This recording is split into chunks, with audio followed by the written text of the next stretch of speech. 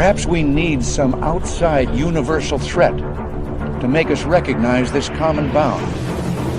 I occasionally think how quickly our differences worldwide would vanish if we were facing an alien threat from outside this world.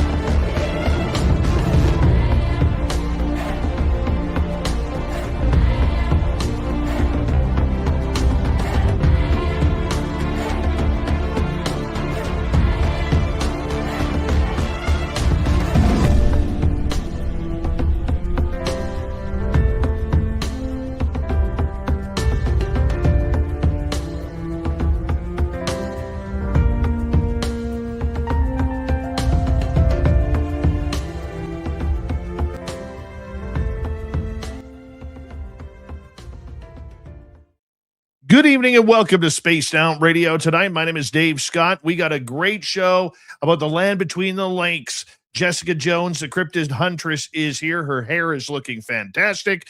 We're going to bring her in here momentarily. But first, we got to say hello to each and every one of you, including T-Bone in the gold medal position with Race Fan or Paramarv in the silver. Amy Allo with the bronze medal tonight. As we say hello to Race Fan and Kitty Cattywhack. How are you? Necessary Dialogue. Nice to have you here. Trucker Andrew, what's going on, my man? Robert Lamont, thank you for coming on in. Kitty, thank you for kicking off the Super Chat tonight. The Super Chat is a wonderful way to support what we do on this show on a nightly basis. So thank you very, very much. Paula Foss, how are you? Andromedan is here. Andromedan will be signing autographs after the show. Line up to the left of the studio, if you don't mind, to the left of the studio. Mel WD-40 is here, lubing us up for tonight's show, because you can't talk about the land between the lakes and Dogman without getting into a little bit of lube. So thank you, Mel. Don't forget to give yourself a little shot. Always helps. You know what I'm talking about. Little Cam on YouTube, thank you for that great super chat. We always appreciate it. As we scroll on down on our roll call, Tyler 420. Lightwalkers, Shane Gord, good to have you all here. Road Flare, how you doing, my friend? Frankie B and J Truth, what's happening? Nice to have you here as well. As we scroll on down on our roll call, and up next we have Stephanie Ketty Blankenship. Mama Catherine, there she is. Mwah. Mama Catherine will be signing autographs after the show as well. Line up to the right of the studio, if you don't mind. To the right of the studio. She will only sign if you give her a hug. Oh, that's it. That's her rule. It's in her contract. She will only sign if you give her a hug. I love you, Mama Catherine. Thank you for coming in tonight. You're the best. All right, moving on. Aussie Boss Tiger. And who is next on our list here? JSCO. Nice to see you. As we scroll on down on our roll call, NT Gangster. What's happening, my man? Kathy Evans. And Eloise Richardson, nice to see you both here. Hi there, Luscious Jules. Nice to have you back. Lisa Smith, nice to see you. As we scroll on down on our roll call, and up next, we will say hello to, well, let's take a look here. T-Bone, my man, thank you for that wonderful super chat. I love you, buddy. Thank you very much for taking care of us. Oob to Joe's Maine. You've got Dogmen. Yes, you do.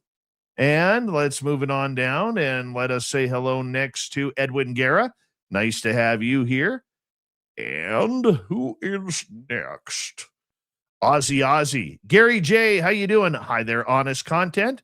And let's say hello to Stargazer. Level Plane Productions, nice to see you. As we scroll on down on our roll call. And we have Wasp Media. Welcome to SOR Chat. Wasp Media 3D. I'm going to look up your channel in just a little bit. Let me, maybe right now. What the hell? Let's take a look here. Wasp Media 3D. That is such a cool name. I just want to see what your channel looks like. Oh, you're brand new. Very cool. I'm going to hit subscribe. You came in here. I'm going to hit subscribe. How about that? All right. And who is next here? Number 44 in your program tonight, starting at left wing from Stockholm, Sweden, Lars Jansson. Undead Jed, how are you? Hi, Sandra. Hi, Sandra. Hi, Sandra. Matthew Goodka and Signs of Life. Good to have you both here. Mike, the video guy. That is our bearded wonder right there. How you doing? Make sure you say hello to him. He's the one making the commercials. Hold on.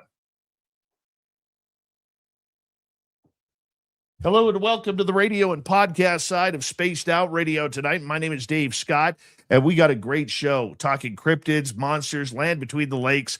The Cryptid Huntress, Jessica Jones, is here to go around her full experience out there this past weekend. We are in roll call. We say hello to Baja Girl.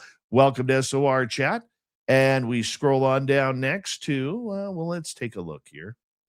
Digger Dog, nice to see you. Tokeland, Blue Skies, nice to have you here. And Dave's getting heartburn. It's the hot sauce I had earlier. Jessica S, nice to see you.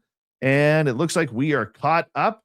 Don't forget, shop at our Spaced Out Radio store. We do not have ugly swag, people. No ugly swag. So make sure you check it on out. Do me a favor, everybody. It's that time of the night. We're asking you to throw those horns up. Let's rock.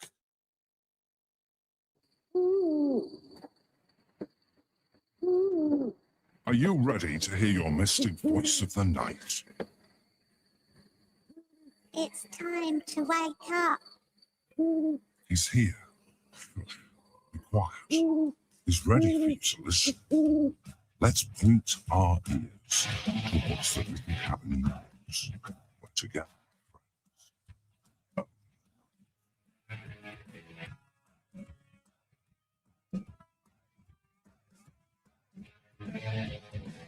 It's time for Spaced Out Radio with Dave Scott.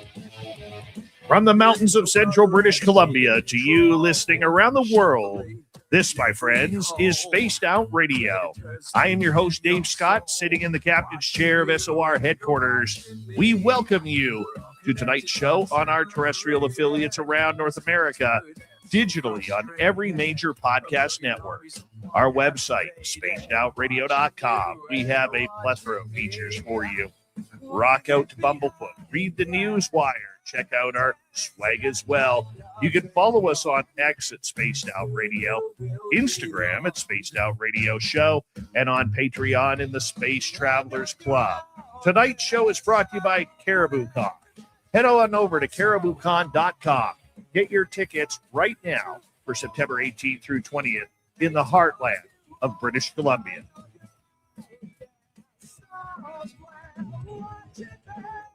We have an amazing show tonight. We're going to talk about the legend of the land between the lakes. And it is eerie, it is scary, and trust me when I say this, it is bloody. From the Cryptid Huntress YouTube channel, Jessica Jones will be here momentarily. Then in hour number 3, Swamp Dweller will kick things off. We're going to follow that up with our good friend Grant Baker. Yes, UFO Max leading us in to tonight's UFO report. So let's get right to it tonight, everybody, because Jessica Jones has returned. She is the apple of my broadcast eye. She really is.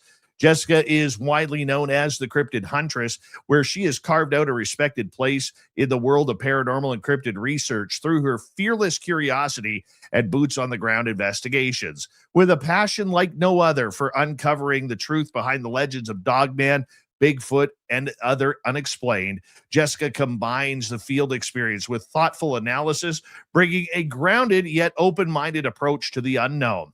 Her work often takes her deep into the remote locations of the South, where eyewitness encounters and strange activity continue to challenge conventional understanding. Let's bring her on in from the YouTube channel, The Cryptid Huntress, Jessica Jones. It is always a pleasure to have you on Spaced Out Radio. How are you? Hey, Dave. Thank you for having me. It's good to see you. One of my favorite people right here. You were one of my favorite people. I'm not going to lie. You were one of my favorite people. And thank you for the compliment back. I got to ask you, and I don't know how to ask you this, but I'm just going to try and mumble and fumble my way through it. Okay. Why do you put yourself in harm's way looking for monsters?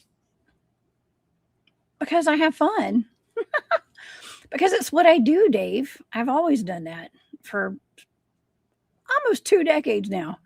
I've always been, I don't want to say I'm a risk taker, but I just love, unraveling mysteries, finding out the truth for myself. And I just love a good adventure. And here's the key to it, Dave. I have some really awesome friends and wonderful people that accompany me out in the woods. And I see at least one of those in your chat tonight. What's up, war criminal? Oh, nice. We just spent an entire weekend up at the Land Between the Lakes up in Kentucky, getting ambushed. I'm going to say we got ambushed this weekend by a whole group of probably Bigfoots, but we're not really sure what they were. We're going to say they were Bigfoots. Okay, could have been Dogman, could have been anything, but nonetheless, it was scary and it was a lot of fun. Okay, you mentioned it was scary, but a lot of fun when you're being surrounded by Bigfoot. I've had that happen. That is not fun. It is taxing on the human side of everything. I remember when we were surrounded by Sasquatch in 2024 at our Flight 21 area. We got the hell out of the forest as quickly as possible, and we literally did not talk. We were in 2 vehicles. There were 3 in my vehicle, 3 in the other vehicle, and nobody talked until we ended up going to a local coffee shop and sitting down. And the first question was, what the hell just happened? I mean, would I do it again? Absolutely. Absolutely, I would. But we put ourselves in these very dangerous situations. And what is it about the rush that you enjoy of it all? Well, I'm still wanting to have an up close and personal encounter. Maybe that's what it is. I don't know. See, from a young age, let's say a young age, I was like, 15 years ago, back in my wild and free days. When I first started Bigfooting, I had a wonderful head of my Bigfoot research team who was very much into the mind, body, spirit aspect of Bigfoot and all these cryptids out there. And he was gracious enough to teach our entire team remote viewing. And my backstory, Dave.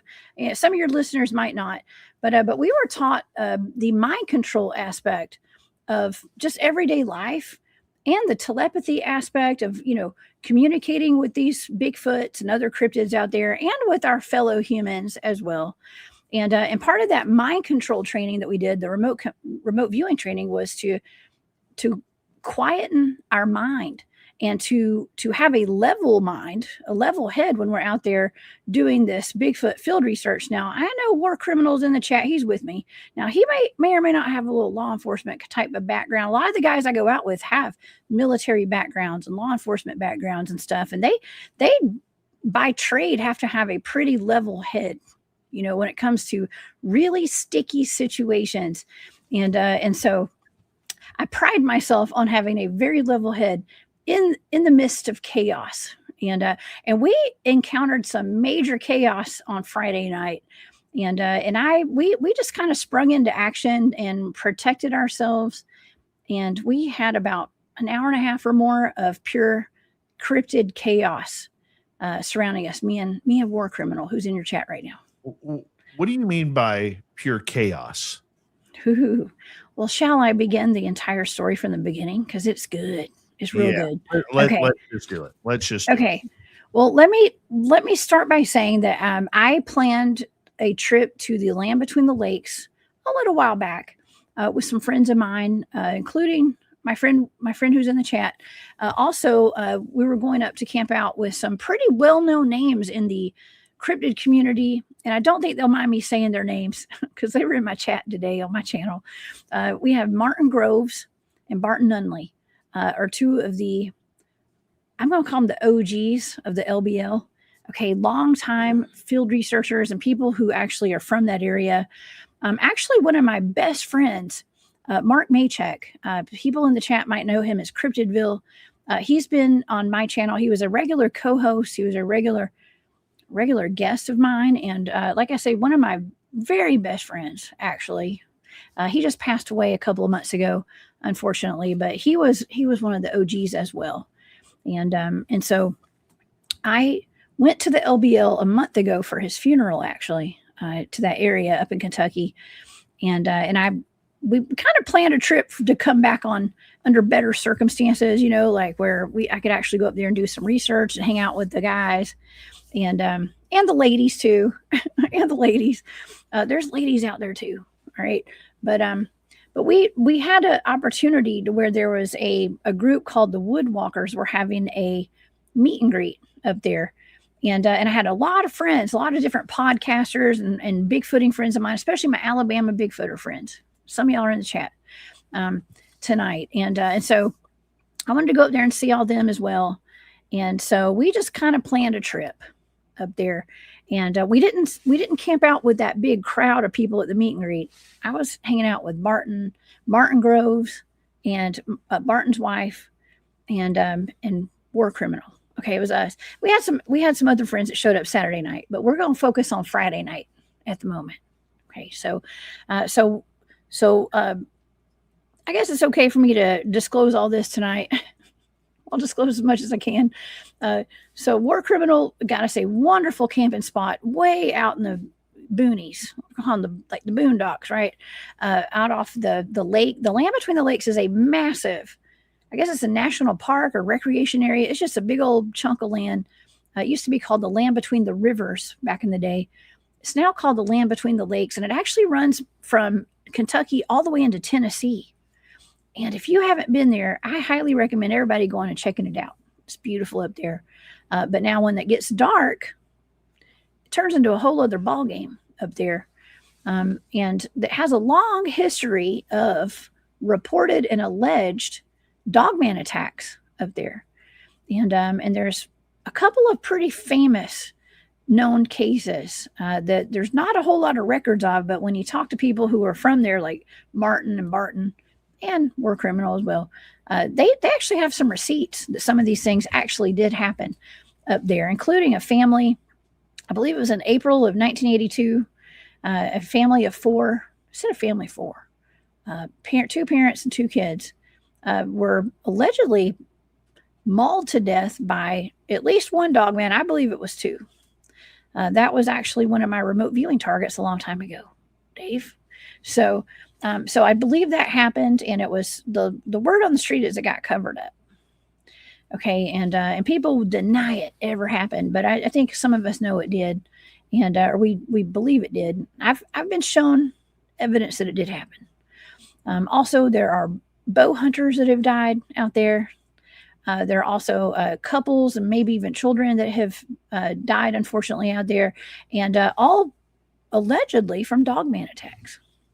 Okay, so there's a mystique about that place. It's quite scary, and it's kind of the pinnacle, if you want to call it that. It's a pinnacle of like cryptid field research for us true boots on the ground field researchers who, especially those of us that have been in this for a long time, we're not, I don't go out there and take video cameras. I'm not filming myself and trying to make movies and stuff, Dave. I'm out there wanting to experience everything firsthand, and do some investigation and learn from the historians of those areas and just having experiences out there and going looking for sign of Bigfoot and Dogman and trying to get my own little experience out there as safely as possible. And, I don't know. I was kind of questioning my my choices for a half second. I was not knowing if I would get out of there in one piece on Friday night. But I had War Criminal with me, and I knew I was safe out there with him. But anyways, all right, let's get to what happened, I guess.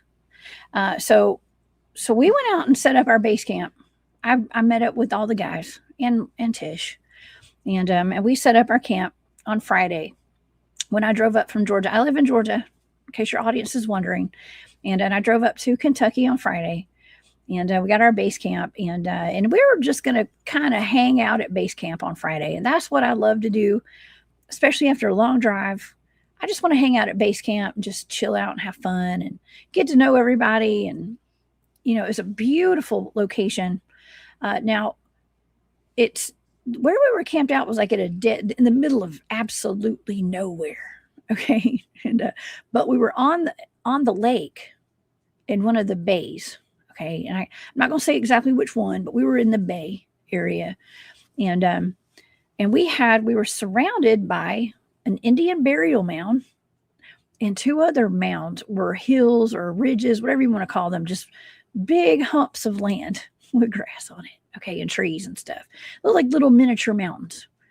And we were down in the valley, kind of like at the bottom, right beside the water. So we had like these ridges, and then we had the water. We had one road in that went in and out, one way in, one way out. And there just happened to be a man that had some children with him, his girls, I think, some kids that had camped out a little past us a little bit. And so that was always in the back of my head, like, okay, there's kids down there. And we're at the LBL. That's dangerous. Okay, that's dangerous. But you know, most normal people don't think like I think.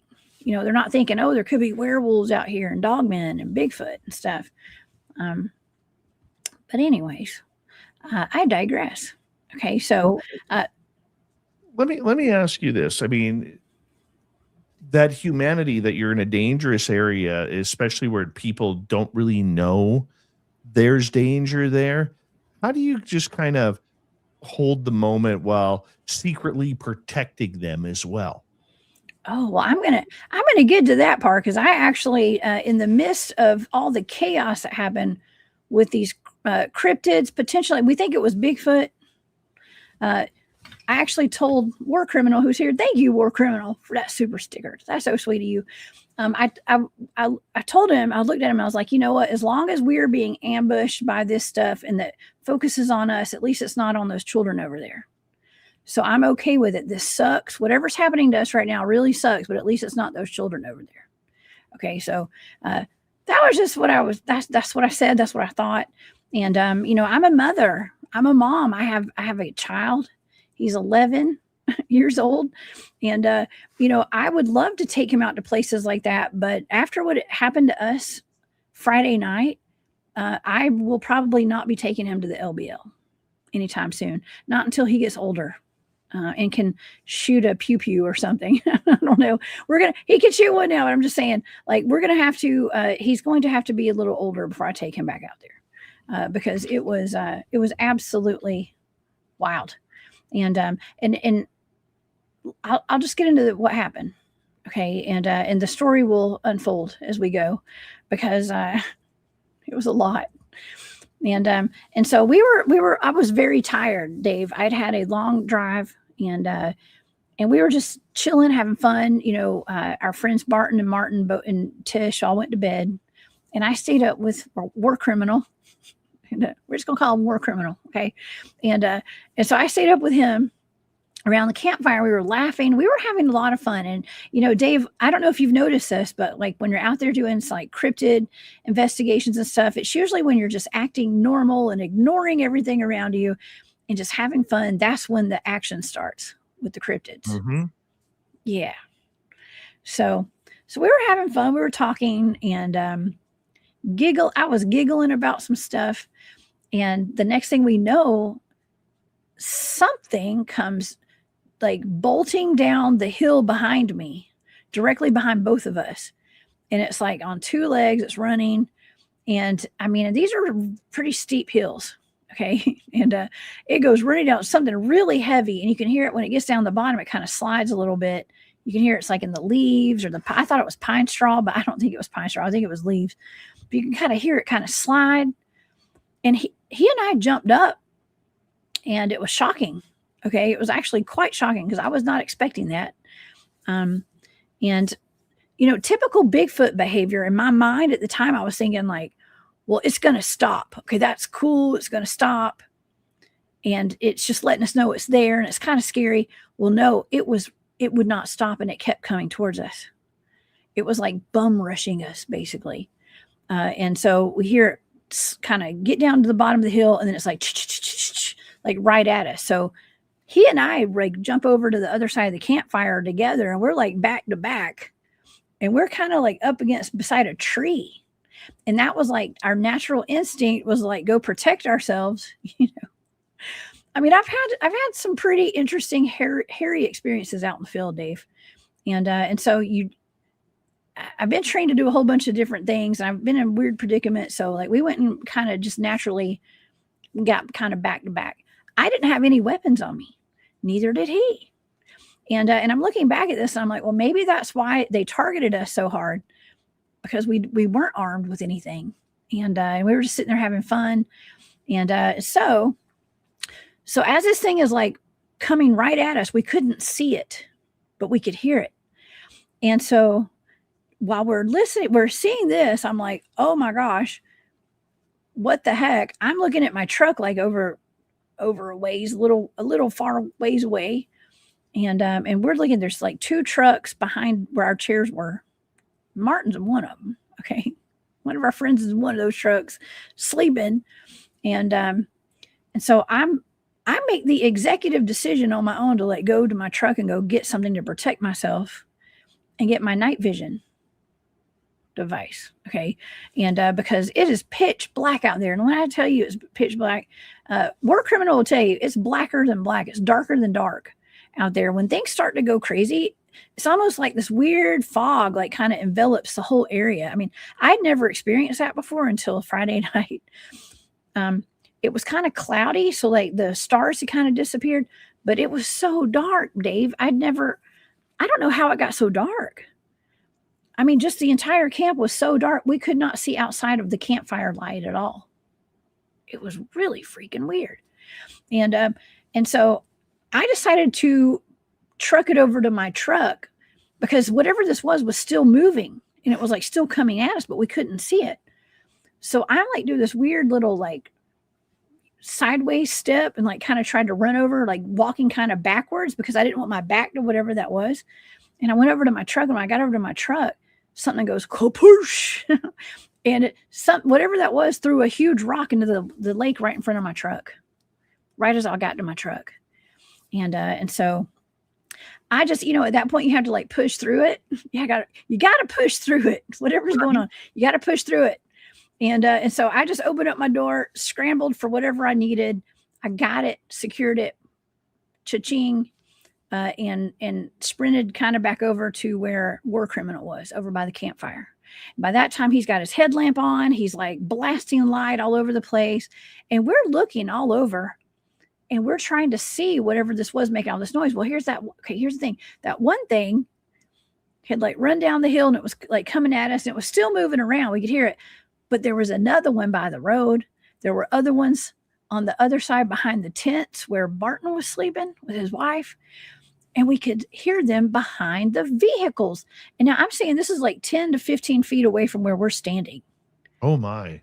10 to 15 feet. And Dave, we could not see them at all. They weren't grunting, they weren't snarling, they weren't breathing hard, they weren't whooping, they weren't making any noise at all. And they're throwing rocks. We're talking about big rocks are getting tossed around. We're looking over this way, they're throwing rocks that way. We look over that way, they throw rocks that way. It was pure chaos. And it turns out Martin was asleep in his truck. He was asleep at some point in his truck. And while we were experiencing these things we knew they were behind his truck. He said his truck got pushed twice like this, like pushed. Oh my. While he was in it. Yeah. So Dave, of course I I have my night vision device. I turn it on and it will not focus. I couldn't figure out why it wouldn't focus. It would never, it focused a little bit. It focused mostly, but it wouldn't give me like a good picture. And when it did, it ran out of battery very quickly. Of course it did. Yeah, it kept running out of battery. When there's weird, strange things happening like that. We only got about 30 seconds to go here, and we will continue this story after the other side of the break. But I mean, at this time, if I'm in your shoes, I am literally shaking in my boots. Like, I just don't know how you do it. And once again, I have been in similar situations, however, I've never been pelted with rocks. Only ever had one rock thrown at me. I'm feeling kind of jealous about that. But This is why when we go into the cryptid world, we always want to deal with one of the best. And we have her tonight. They call her the Cryptid Huntress, Jessica Jones from the beautiful state of Georgia. If there's a Dogman or a Bigfoot in the area, she's hopping on the ground, getting her boots tied up, and she's running for it. This is Spaced Out Radio. The second half hour comes up right after this.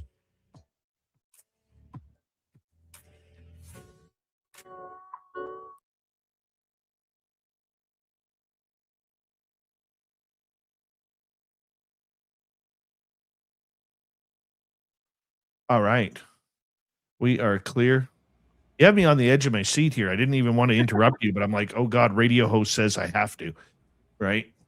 Oh, yeah. Quickly here, Claudette, how are you tonight? And who else is next? Let's just scroll on down. I'm Hardcore on X. Kurt M, nice to see you. War Criminal wants to be called Mark. Matt. His name's Matt. Matt, Mark. It's not Mark. Melvin, whatever. Look, We Matt, appreciate it. Yeah, I'm trying to keep you anonymous, brother. Okay? That's I Matt. have proof. War Criminal is fun to say, too, though. I have proof. War Criminal. Thank you, Yeah, Matt. Thank you for being here. A lot of what you're saying, to be honest with you, if you looked at me, I was looking kind of glazed because I was literally having flashbacks to Flight 21. Really? Yeah. It's typical Bigfoot behavior, kind of, isn't it? Isn't that wild? The surrounding, the being surrounded. I mean, let's face it. I mean, if you get 5 adults in an area, they cover a lot of turf. And Man. quickly. Yeah, they do. And they're silent. Silent, yeah. deadly. They start farting around you like what happened to us. Oh my God, I forgot about that, Dave. You had the pooping, farting Bigfoot out there. Yep. Oh my gosh. You got to come on my channel. We got to talk about that one day. I got some audience members who would love that. Crystal Cat, how are you? Any Wednesday after the next 2 Wednesdays. Okay, I got you. We're going to schedule you. Yeah. Yeah. Perfect. I'm in. It's going to be early for you, though. It'll be like 10 a.m. Is that okay? That's fine. That's Okay. why I said Wednesdays. Perfect. Yeah. Matt. I'm glad I can call you Matt, War Criminal. He's like, call me Tam. Pronounce it backwards. Mark. Nobody I'm going will to call know. you Mark. Tam. It's like Mark. Burton Nutley. I'm just kidding. Shout out to Barton Nunley, by the way. That was so funny. He got called Burton Nutley on a Dogman documentary. Oh, no. No, I It was actually funny. just We messaged joked Martin about Groves the other day, yeah? and he wants to come on the show. We just got to figure out a time. Oh yeah, I love Martin. He was with us. I I'll know. tell you This is why I'm absolutely jealous and happy for you. I mean, what a crew to go with. It was fan-freaking-tastic, actually. It was, I bet.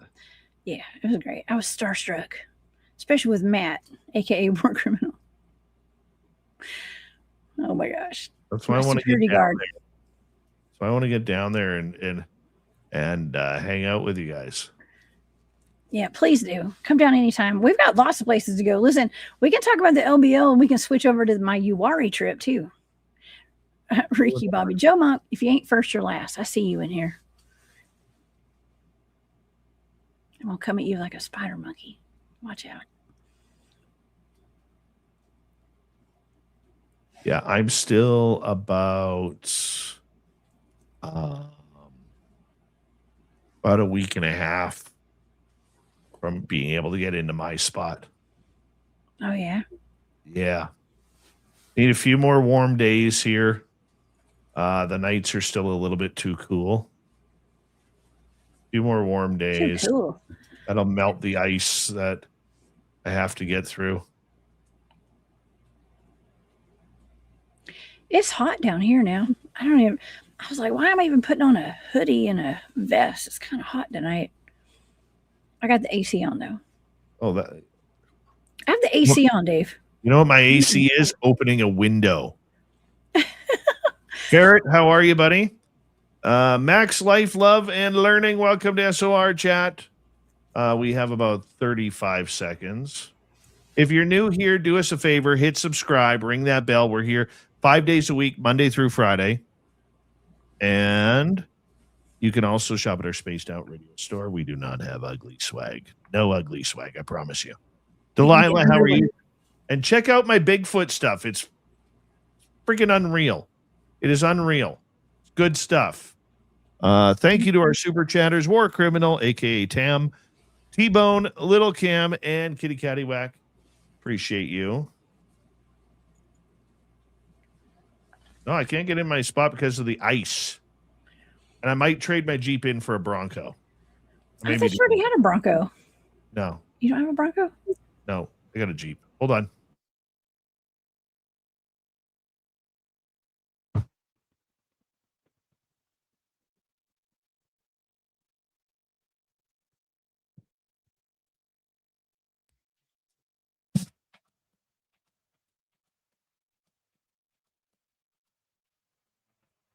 We are into the second half hour of Spaced Out Radio. Good to have you with us.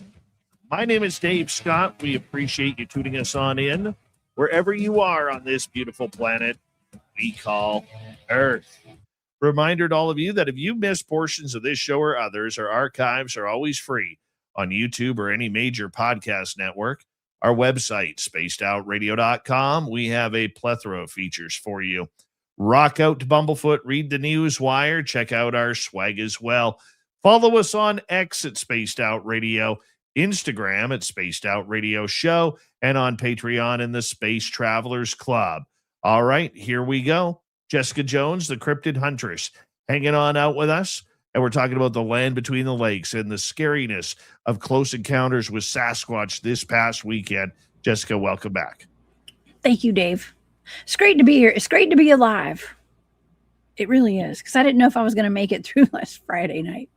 A lot of people will be like listening, and maybe they're city dwellers. They don't really understand what the deep depth of the forest means. But in this case, what do you mean that it's great to be alive? I mean, without sounding too dramatic. Well, last thing I am is dramatic usually, and I only speak the truth and the facts and how the truth as I know it. Okay, that's as much as I can give you guys. And what I experienced was mostly terrifying, but at the same time amazing, because when things start happening, like we get surrounded by some kind of invisible force that's bum rushing us and throwing things at us and circling the camp and doing all these crazy things to like make us really scared, but we can't see what it is. It's almost like a mix between this is amazing, this is why I came here, and oh my God, I might die tonight. Okay, I might die tonight. I don't know what's going to happen. But like I said, I was with my friend Matt. He's a big dude. He's very tall. Somebody asked him at the meet and greet if he was my security guard. Yes, he's my security guard. Okay. No, actually, I'm his security guard. I'm just kidding.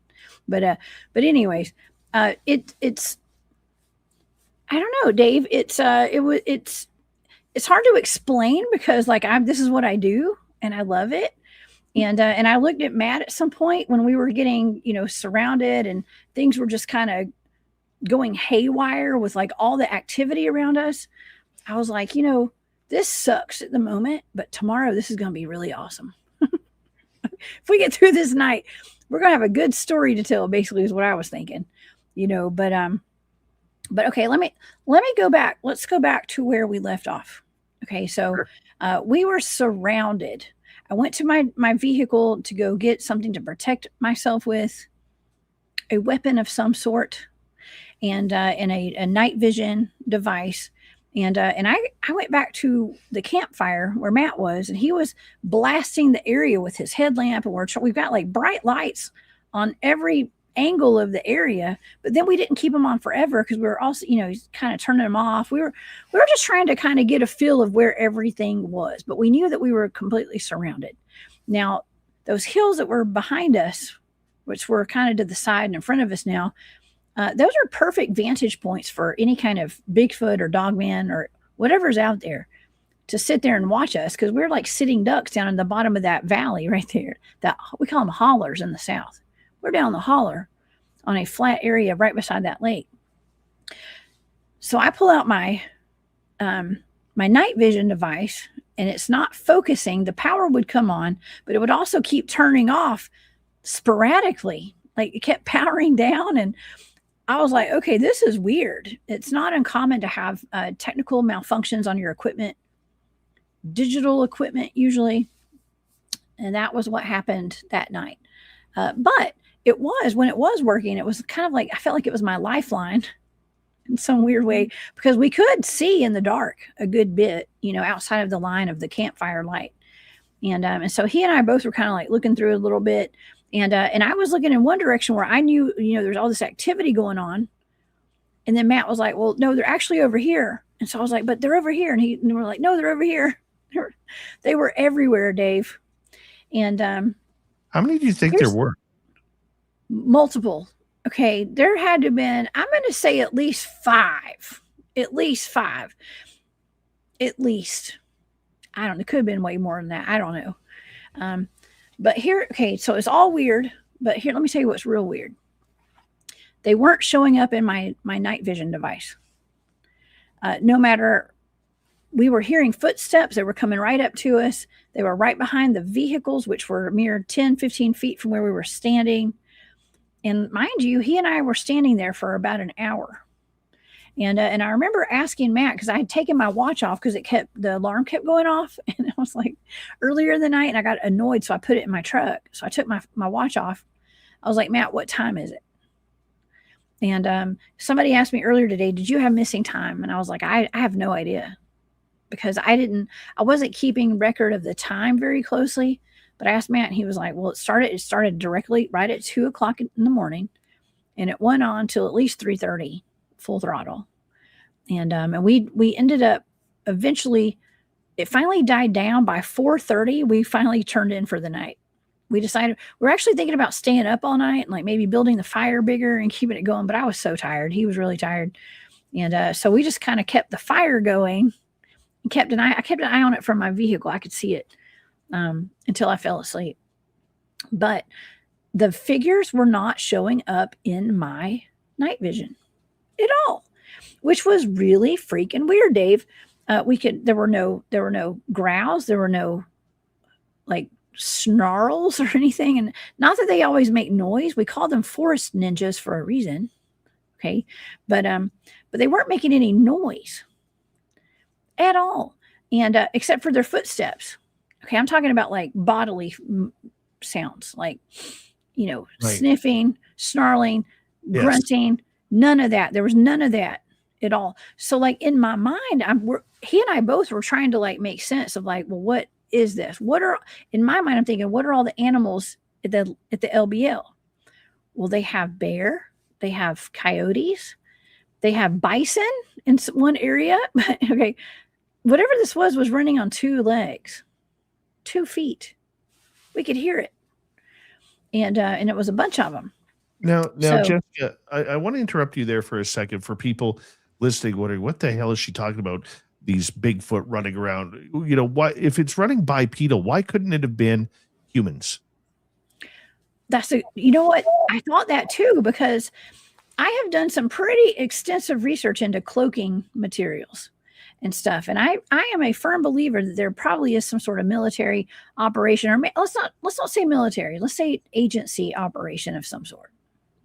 I don't know. Maybe going on in a lot of our national parks. You know, we talk about the missing people out of all of our national parks, those missing persons clusters. And I factor that in of like, you know, my team, one of my research teams, we have documented what some of the people on our team believe is a portal, and sent 2 of our teammates over to check this portal out. It was like a big cube that showed up in the meadow. Okay. The Meadow Project. Your audience might've heard about that. And so I know there are portals. I know there's all sorts of weird stuff that goes on out there. And where are all these missing people going? You know, and I do believe through remote viewing targets that I've been given and stuff, I believe that there is some kind of connection between some sort of agency, dare I say government, I don't know, with some of these missing persons cases and stuff. I think there's an ET element to it, as a matter of fact, personally. I think there's an ET element to Bigfoot and all these other cryptids. It's just through experience and encounters. I think that's the case. But let me ask you this. When you're woken up, or maybe you're barely asleep and you start hearing this in the middle of the night, how do you react to that? Because it's so much different than when you actually have full clarity of your senses during the day. How is it different at night? You mean like when I'm out in the field? Like in this situation where you're being bothered by these Sasquatch and surrounded by them. Oh, I just go back to sleep if I'm already in bed. I mean, now I was awake sitting by the campfire when this happened, Dave. Okay. Listen, it happened again on Saturday night, and I was already asleep, and I didn't wake up for the second time. So listen, when you do this stuff as long as I've done it, it's like sometimes you just go back to sleep. I'm just saying. I'm being serious. I'm just being honest, Dave. I don't know if I could go back to sleep after having my vehicle rocked like Martin Groves or something like that. Yeah. Well, sometimes you're just really tired. Listen, I was actually up in North Georgia on an expedition 2 weeks ago. And in the middle of the night, I went to sleep it was around 1 o'clock, 1:15 in the morning. And apparently a gust of wind hit like I don't know, like a vortex or something. I don't know what happened. It may not even have been wind, but we kind of took it as like a little microburst of wind. Happened in my my little festival tent that I put up in my camp, went flying, and my table got knocked over. It looked like complete chaos. Like something just came and flipped my table with all my camping stuff on it, and my tent went flying down the way, and it almost landed on one of my teammates. And Dave, I'm not kidding. I was so tired. I heard a crash. I thought it was lightning and thunder. I didn't know. And I sat up in my, where I was sleeping, and I looked out my window, and my tent was up. So that festival tent was like upside down, and it was by my buddy's tent. And I was like, do I really want to get up and do this? Do I want to do this? I was so tired. It took me a minute to be like, man, do I really need to go out there and save my tent? Yeah, I guess I do. So I did, and it was fine, but I don't know. Maybe I'm just getting old, Dave. I don't know. Cranky, get off my lawn type of attitude. Get off my lawn, Bigfoot. This is my territory now. I'm the captain now of this campground. But whatever. I mean, I don't blame you for being like that. I mean, at some time you got to be a little bit salty because you're like, hey, I'm trying to camp here too. I'm allowed to be here just as much as you are. But I mean, it is weird when, they start being territorial on you. We've had it many a times up here where all of a sudden you get this feeling that, okay, I like to call it a telepathic message. I'm not sure if it is or not, but I like to call it that because I seem to get this message in my head that says, okay, you're done here now. Go back to where your vehicle is. This is our area now. Yes. Yeah, I did want to make a note of this too. Right before I fell asleep when I was in North Georgia, and my tent went flying over, and it went flying over my truck, and also my table got flipped over, and like the other campsites didn't get flipped over. It was weird, and I was furthest away from everybody, by the way. But right before I fell asleep that night, which was about 45 minutes before the tent went flying, I heard footsteps around my vehicle, around my truck. And yes, I was actually sleeping. Sometimes I do like to sleep in the back of my truck. I have an SUV, and I will make a pallet back there and lock the doors, depending upon where I'm at. And that was one of those trips. And I heard somebody walking, and there was nobody out there. And we actually had cameras set up all over the base camp. There were 1, 2, 3. There were 5 of us out there. We all had camps. We all had tents all over the place, And but we had cameras out, and actually Don. Shout out to Don Tart. Okay, Don had a computer screen out with like he was monitoring the cameras all night. He said that he didn't even sleep hardly because he was so busy watching those cameras all night. And there was a moment where they had light. He said light beings, like 2 lit lit up looking humans were like walking by my camp. I think we kind of determined that might have been me and Keith. I don't know. But anyways, it's undetermined at this point. But nonetheless, right after those two light beings walked over towards my camp, an orb followed them, a big orb. And we have that on camera too. So lots of strange things happen out there. Okay. And I don't know. But to get back to the LBL, let's go back to the LBL. Dave, the figures were not showing up on my night vision at all. And so I started thinking, you know, going back, someone you would ask about maybe it was humans or like cloaked humans. Well, that's something that went through my mind.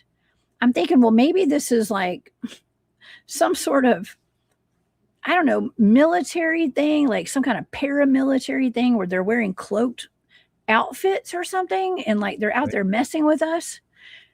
You know, maybe they have recognized that we're out there looking for cryptids or something, or they knew who we were or something, and they're out there just messing with us. But I don't know, Dave. I was actually really tuning in. You know, I'm super psychic. I was very much tuning in to whatever was out there. And I do believe it was almost like Bigfoot, but when they're not showing up on these thermals, my good friend David Pardue, who's one of my teammates, my original Bigfoot research teammates, he's out of the Uwharrie, North Carolina area. And he has actually stated on my show, he said around 2012, the biggies, as he calls them, the organic type Bigfoots that are like regular, you know, natural Bigfoots kind of changed. Like the activity of them started changing. They went from having natural eye shine and stuff to being these creatures with like a self-illuminating eye glow that he had never seen before. And he had been researching the same area for decades. And all of a sudden, he said around 2012, everything changed to where these are not these organic Bigfoots anymore. It's almost like there's some sort of ET element to them. And I went up there recently and experienced that for myself. And we were actually surrounded by they were like Bigfoots, but they had this self-illuminated eye glow, and they were different colors. One was green, one was white, and one was red. So I don't know. You know, we have enough issues in the Bigfoot community between like flesh and bone or X Factor, you know, the woo camp. We're 100% woo camp, right, Dave? 100%. Absolutely. Turn up the woo. The better the woo, the better we are. Exactly. We're woo. Well, I'm also flesh and bone too. I think they're flesh and bone too. Okay, so I'm both. But when we're out there investigating some of these things, especially with some of my old school friends, like David Pardue was in the flesh and bone camp for years, for a long time. And we're just seeing that it feels like there's some sort of X Factor, some sort of ET element even. And the head of my original Bigfoot research team always said, all roads lead back to ET. He said that, and it's becoming more and more apparent as the days go by. And I'm not even sure, you know, what was around us could have even been Dogman, Dave, at the LBL. It could have been anything because it was not being seen in our devices. We couldn't see it. We actually had 2 psionic devices there as well on site, but Matt's was not charged, and then Barton was asleep, and we didn't want to go wake everybody up. So we didn't get those. All we had was my little flimsy night vision camera, and we were literally nothing was showing up in my night vision. And of course I say to always, you know, scan the trees, look up, look all around. And even though we were hearing it and it was right in front of us, we could not see it, Dave. What do you think that cloaking is? Well, you know what? I brought Barry Littleton on my show today. And Barry is the perfect person to talk to about this. Yeah. You know, here's my thing. I've actually put a lot of thought into this. And I've had some friends of mine, people I know, who've sent me some very interesting information on the light spectrum. And from what I understand, it's not them just disappearing like they're interdimensional. Even though I think they do access Earth's natural portals. I absolutely do. But I think it has more to do with us and our eyesight. That's what I think. I think they're just out of that light spectrum sometimes where we just can't see them. I think that when we do see them, it's because they choose to let us see them or they want us to see them. That's what I think. And maybe it's a change in their frequency. I don't know. There's also the case of the oil on their hair. And that's what we talked about today with Barry. He's talking about that thin, I think he called it I forgot what he called it, like a thin layer of oil that they get on their skin. Anytime a Bigfoot touches something with their hand, it just leaves a grease print that will not go away. And it's like this thick, like just super, like pomade. Y'all know what pomade is? I know your audience does. Some Dapper Dan or something. I don't know. Some shoe oil. It's really thick. Okay. And that actually causes them to like have the light bounce off of that oil. And so it almost makes them like invisible. Okay. So it could be that too. There's a lot of things that it could be, Dave. But I think it's more to do with us and our eyesight than it is to do with them disappearing. Like that's an interesting concept. Mm-hmm. And I would agree with you on that, because there have been times where I have been in the forest and you'll be able to sneak up right on an animal and they are standing so still and they're only like 15, 20 feet in front of you. And you get scared because all of a sudden a deer starts moving and jumps up and gets out of the way or something, peaceful like that. You're, at least I'm hoping it's that way, the way it was for me, at least. And the other thing you have to wonder too, is a lot of animals have what they call hollow hair, and they don't absorb water. Polar bears are like that. Deer are like that. Cattle are like that. Their hair follicles are actually hollow. And therefore, that's why they can withstand such cold temperatures, because their hair doesn't absorb the moisture of snow or rain or anything along those lines. And so I often wonder if Sasquatch has hollow hair, and maybe it's more like a polar bear, where, believe it or not, polar bears are black, but their hair is translucent and it looks white when it is combined with its elements and with light reflecting off of it. So I often wonder if that's what maybe Sasquatch and Dogman are like too. And well, there's also what we have found. I have a wonderful wildlife biologist on my teams. That's Keith. What's up, Keith McLean? Keith has done some pretty extensive examination of some of the hairs that we found, some of the guys on the team and stuff. And there's chlorophyll in that hair. Okay.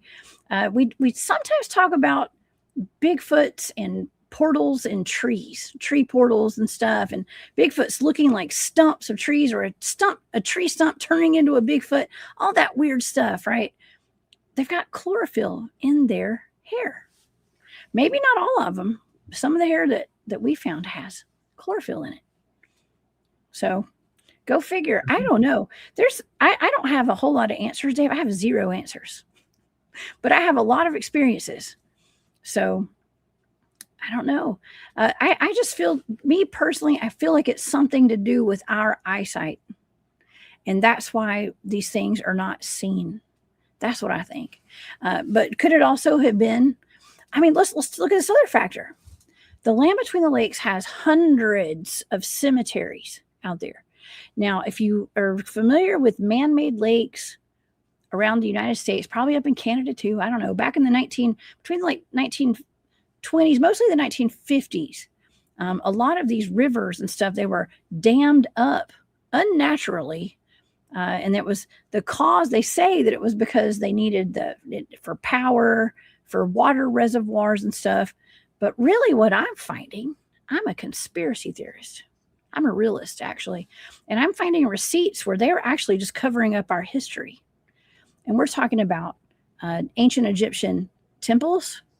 We're talking about these Indian burial mounds that have giant skeletons in them and stuff, excavating a lot of them and then just covering them all up, flooding out towns, entire communities, covering up churches and graveyards and all that. And the land between the lakes is one of those areas that unfortunately was decimated by them damming up those rivers. It was the land between the rivers. Now it's the land between the lakes. And many people died when they did that. A lot of people didn't even want to leave their land. The government forced them off their property. And those Appalachian country folks, they put up a fight. Okay. And it was rough. When you go there and the water levels are down, you can see gravestones sticking out of the lake. Ew. Yeah. Oh, my goodness. Massive amount of the cemeteries are out of control. There's so many. Martin Groves has actually counted over 400 cemeteries that he has documented alone. Jessica Jones, we have her for another hour here. The Cryptid Huntress always has amazing monster stories with us. More on the LBL, Bigfoot, Dogman when we return. This is Spaced Out Radio with host Dave Scott.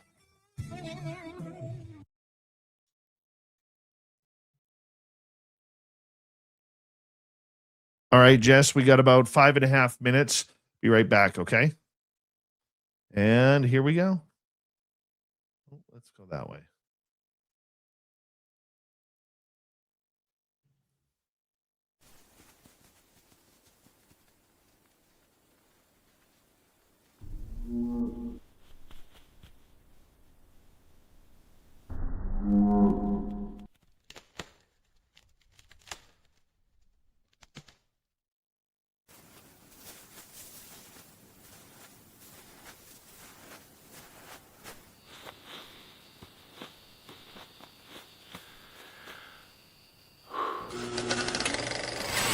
Our merch is Bigfoot approved.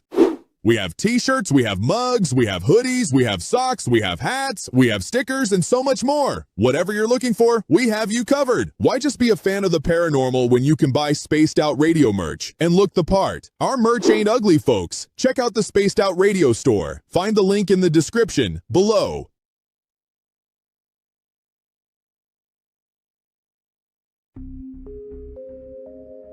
Lurking within the forested region of the 108-mile ranch, where the worlds of the normal and paranormal collide.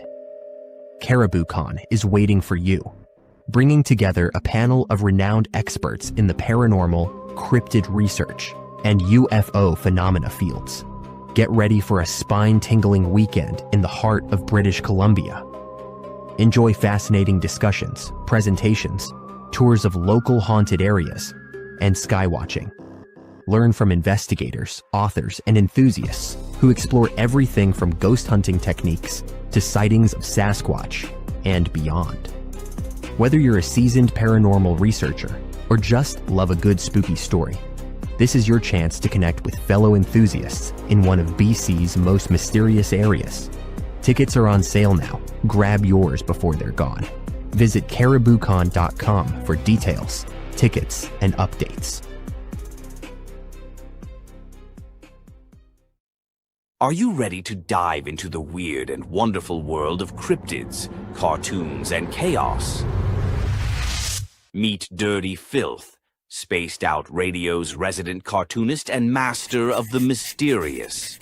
Every Saturday at 2 p.m. Pacific, join him live on the Spaced Out Radio YouTube channel for Cryptid Cartoons with Dirty Filth, a hilarious hour where he sketches bizarre beasts, shares mind-bending stories, and battles his mischievous cats.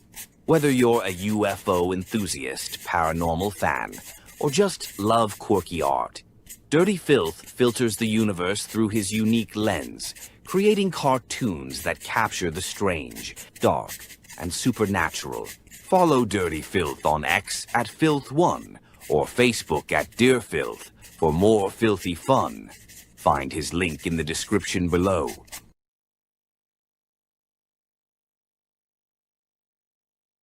Spaced Out Radio wants to hear from you. We love our community, and your voice truly matters. Drop a comment after every show and let us know what you thought. Agree with our guests? Tell us why. Disagree? We want to hear that too. We read every single comment. Jump into the live chat during the broadcast and be part of the conversation in real time. Got a killer topic idea? Your suggestions help shape the show. And if you want to take it even further, join our Patreon for bonus content and direct feedback opportunities with Dave and the team. This is your show as much as it is ours. Whether you're a longtime listener or brand new, we want your thoughts, your questions, and your ideas. And let's keep building this incredible community together. Spaced Out Radio, where the conversation never ends. What are you waiting for? We're listening.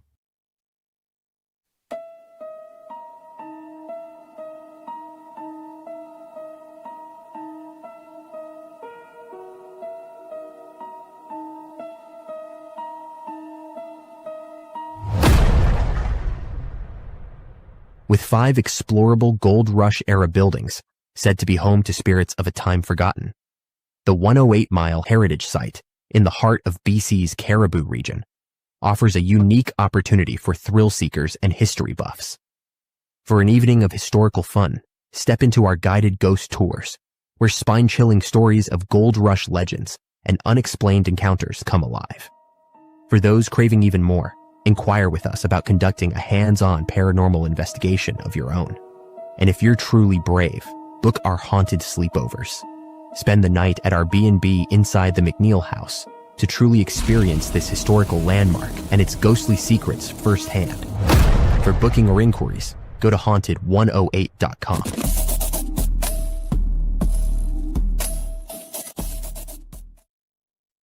All right, I am back. Jessica Jones is back. Let's unmute her. And thank you tonight to T-Bone, War Criminal, Little Cam, and Kitty for the super chats. We greatly appreciate your love and support. If you haven't already, do us a favor. Hit the thumbs up. It helps with our algorithms each and every night. We'd greatly appreciate it. And stay comfy and cozy. We're coming back in about 10 seconds. 10 seconds. We have Jessica Jones till the top of the hour. So let's get her going right now.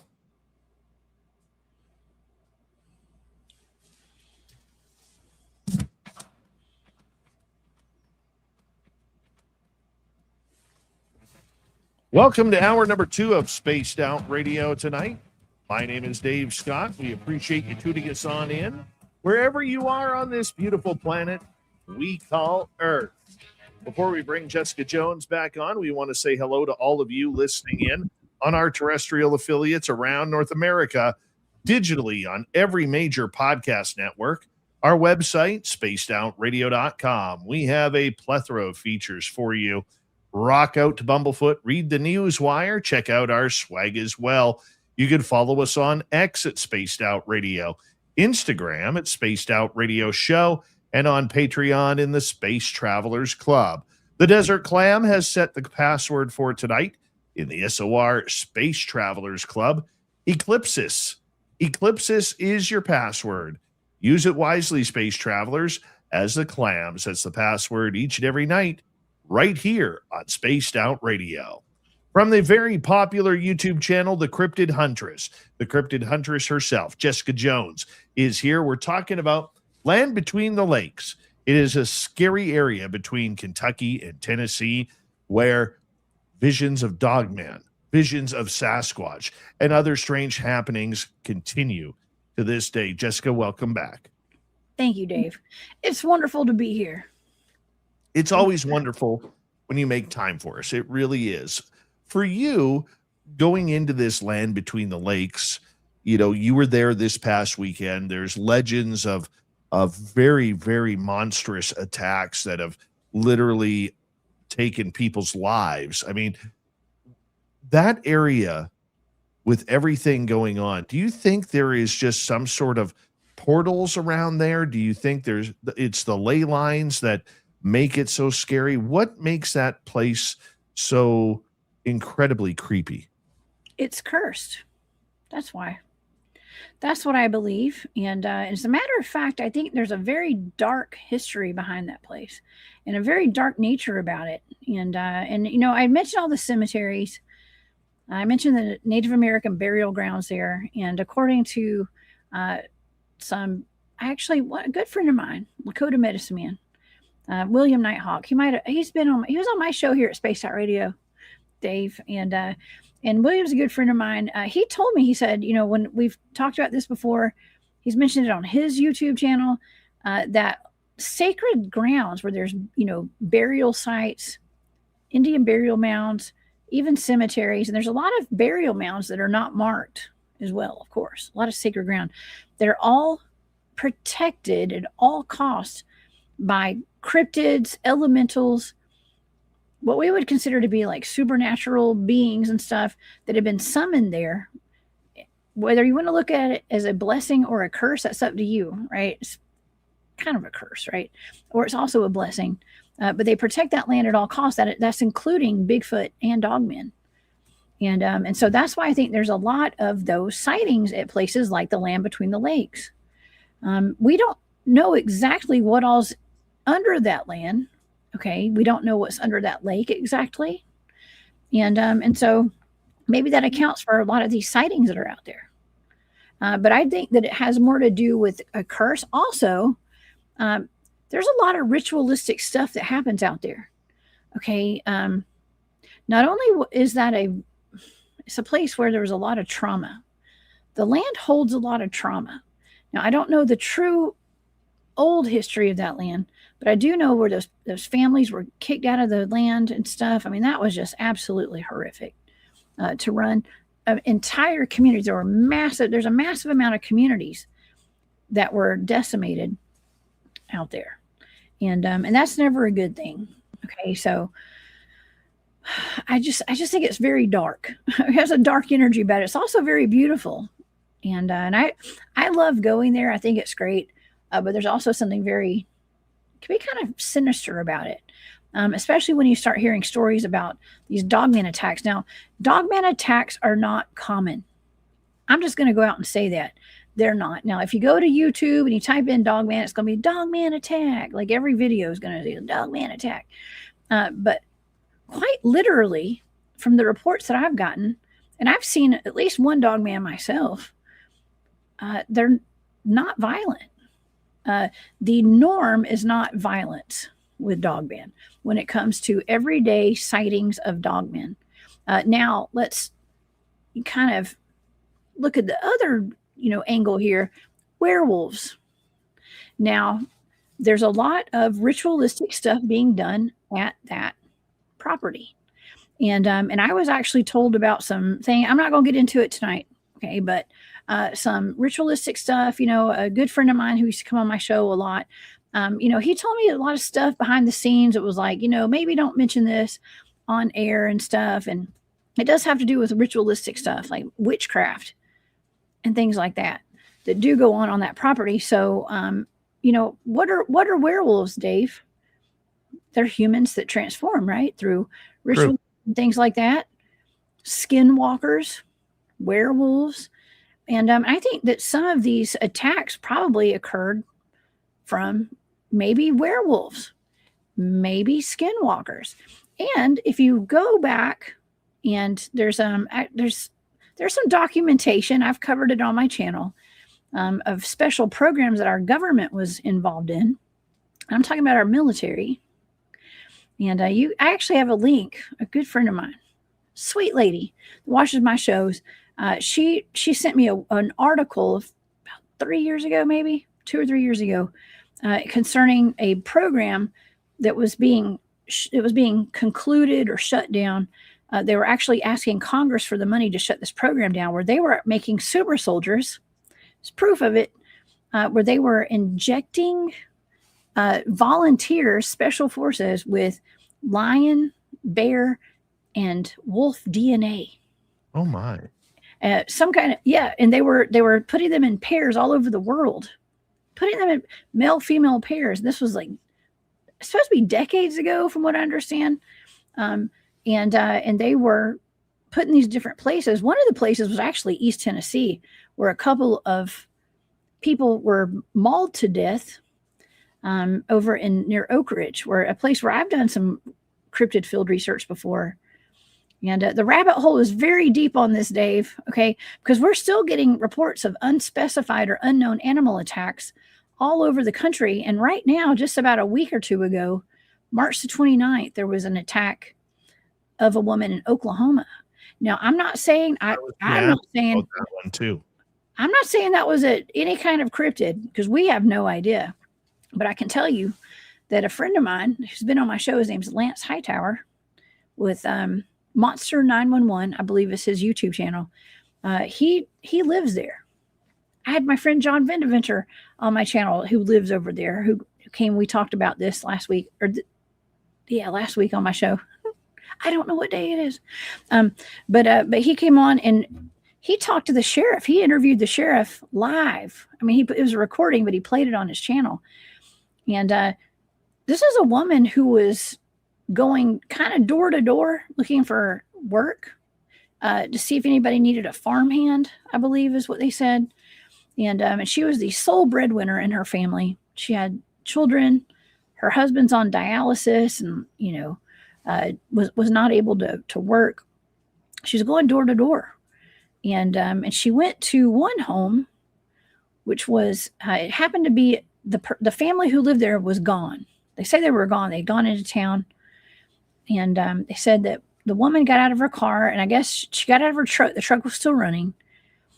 And apparently she was going up to the door to knock on it. The family came home, and they found this truck running in their driveway or wherever. And this woman was naked, ripped, like her body was mauled by something like a big animal.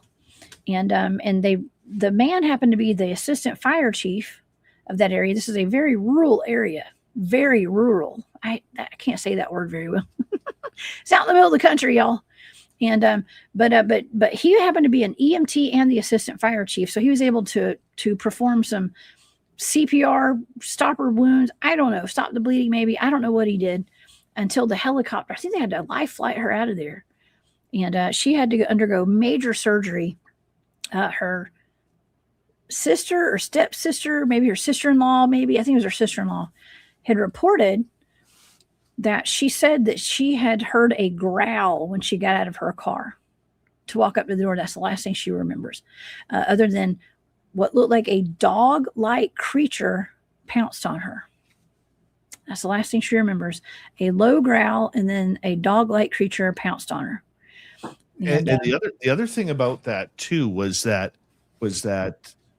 she or when the sheriff was interviewed about this on the news, he said the attack, the way she was attacked, it did not resemble any animals in the area, the predatory animals in the area that would cause that, which makes it even a lot more questioning about what it could have been.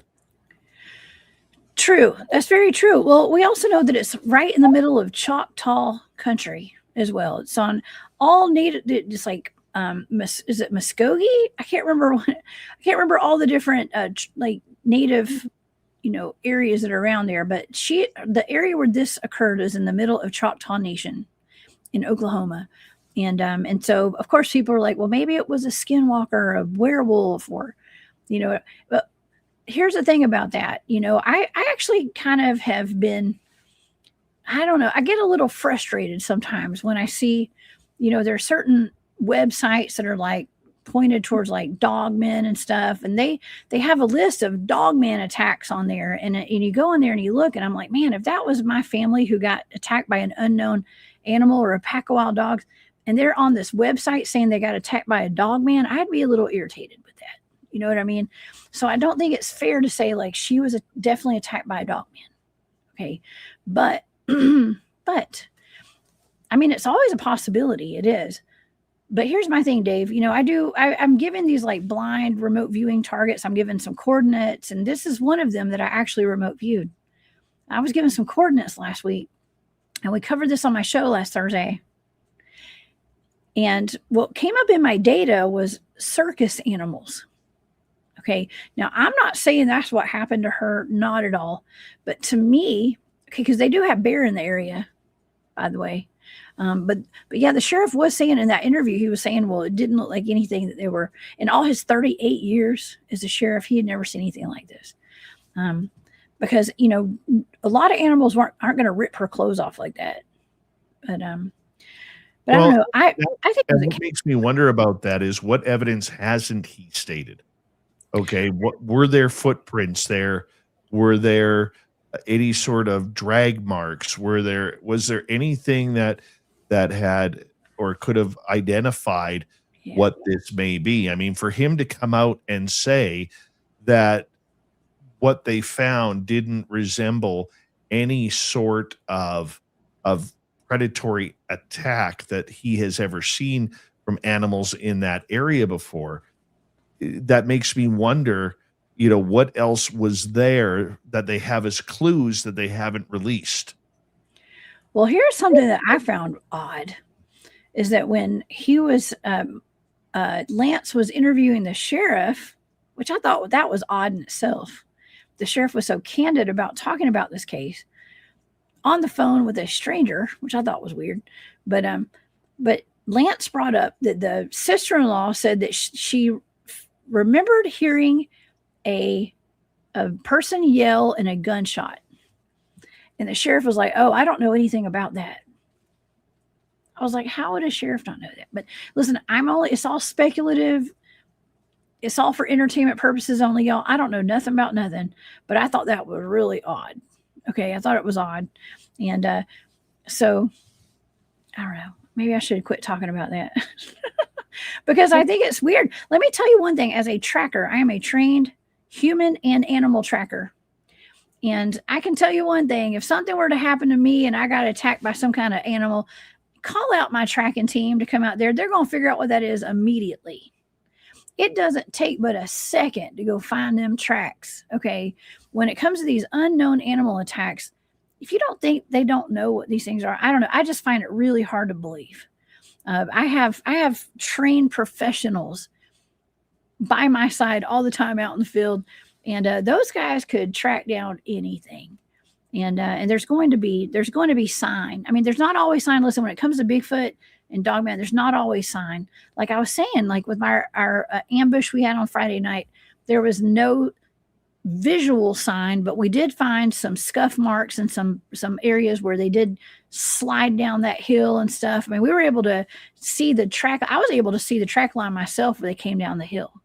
Okay, at least on one side, it was easy to pick it out.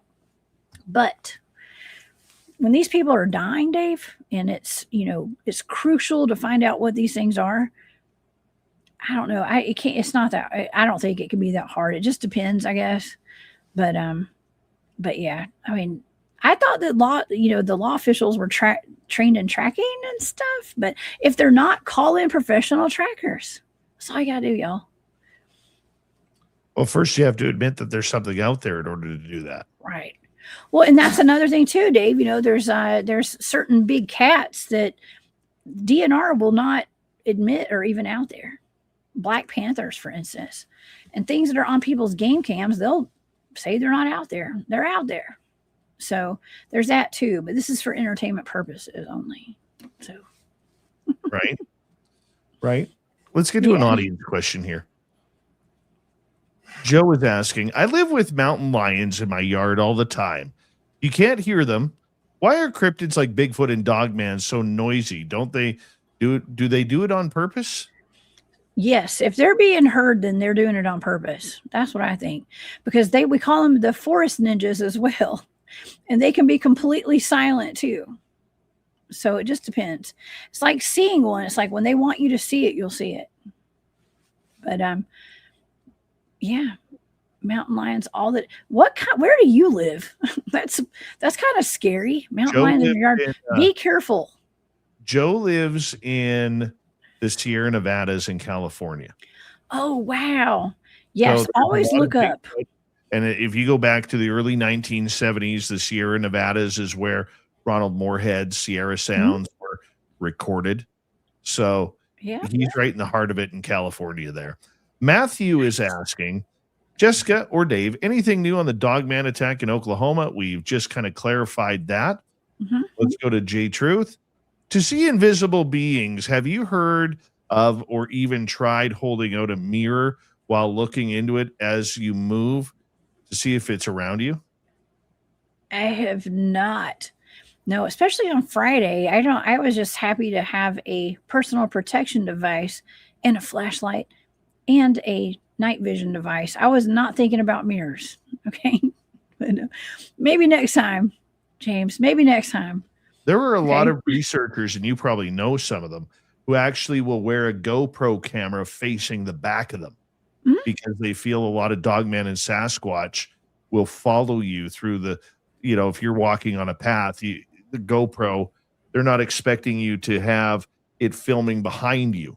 They're expecting that you're going forward.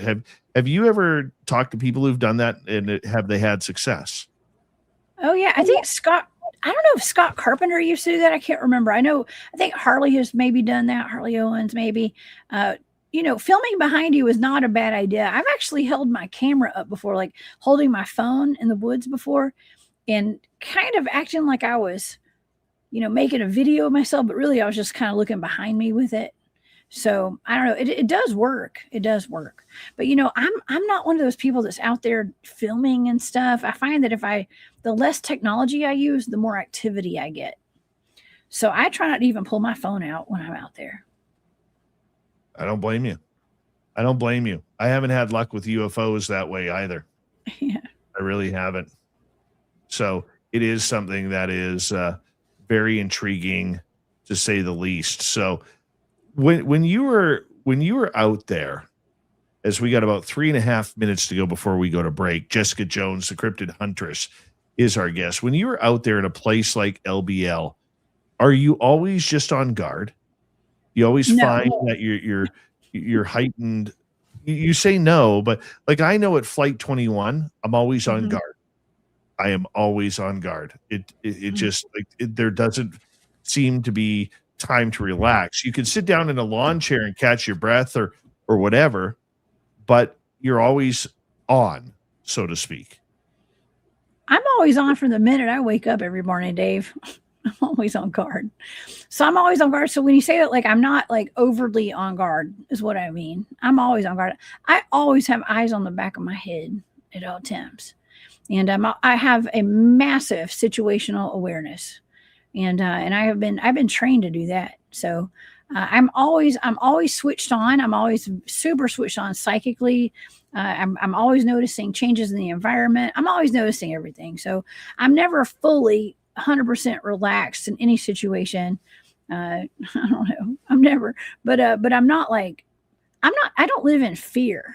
Okay. Like not saying anybody, I'm not saying you're in fear. I'm not saying anybody else is, but like, I literally don't live in fear. And I'm just like, whenever a situation presents itself, I deal with it. And that's exactly what happened on Friday night. We're chilling, hanging out. Like I said, I didn't even have a weapon on me or anything.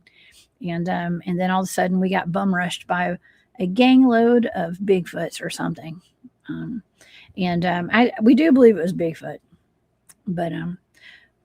but yeah, did I go get something to protect myself? Absolutely. Was I on edge? Abso-freaking-lutely. I was so on edge. It was ridiculous. I literally for a split second didn't know if we were going to make it out of there in one piece. Okay. So, but I was relaxed. I was pretty daggone relaxed. I was just chilling before that happened. It also helps when you're with people too.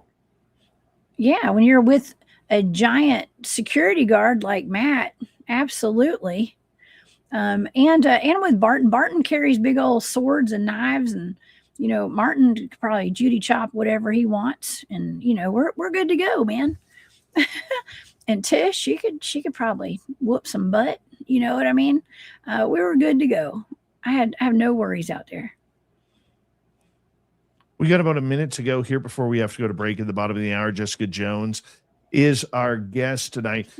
As you look towards this location, is there any other locations you have visited that have the same frequency of activity? Ooh. Well, it depends. That was pretty intense where I went. I seem to go to places that have a lot of intensity, a lot.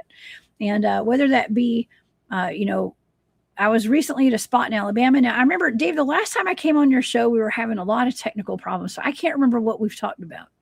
I don't know if we got it all out that last show. We had to cut the show early.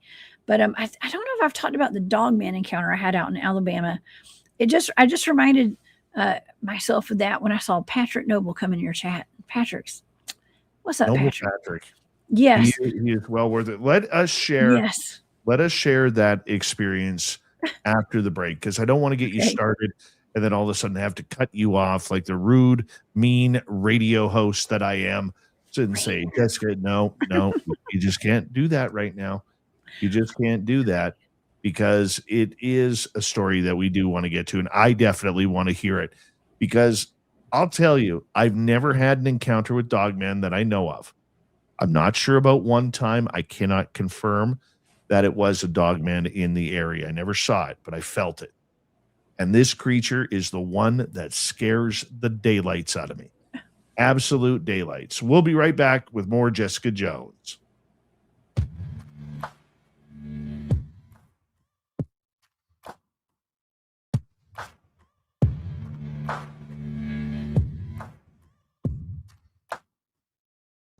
You're listening to Spaced Out Radio with your host, Dave Scott.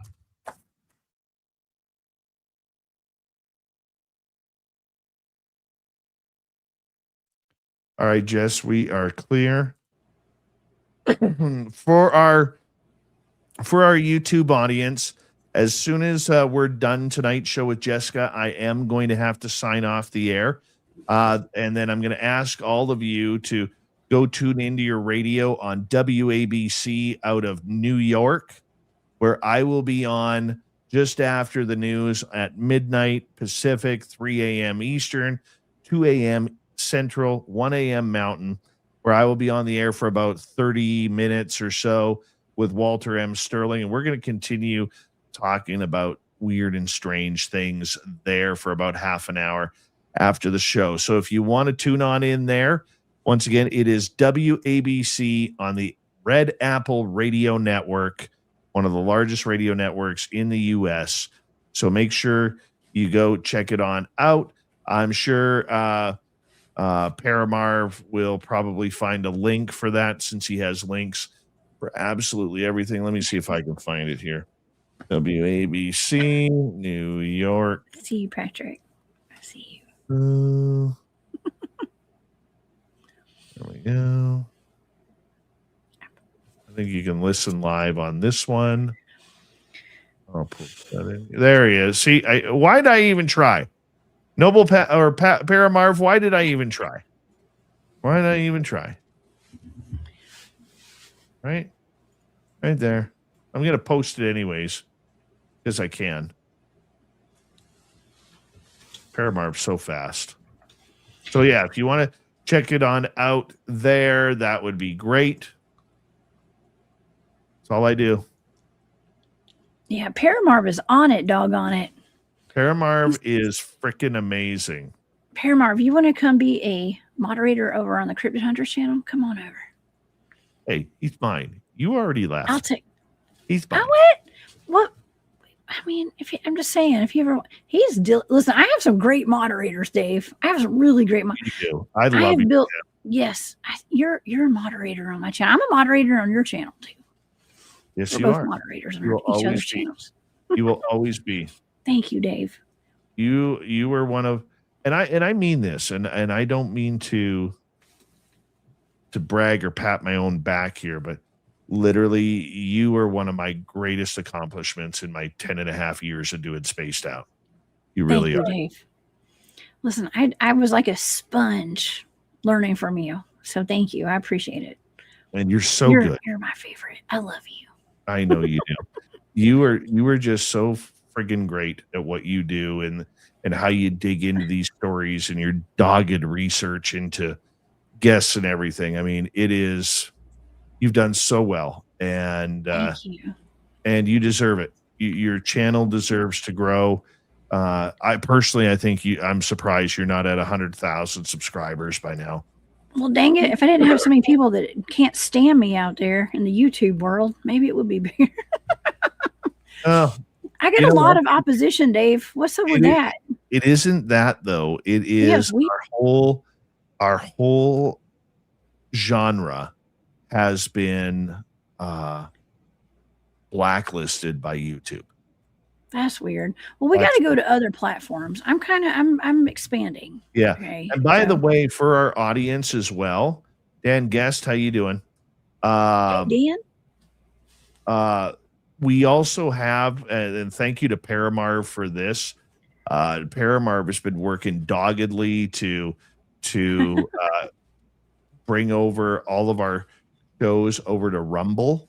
So if you haven't yet, you could go to rumble.com/spaced out radio or something along those lines, or just go in the search bar, Spaced Out Radio. Go hit subscribe if you don't mind.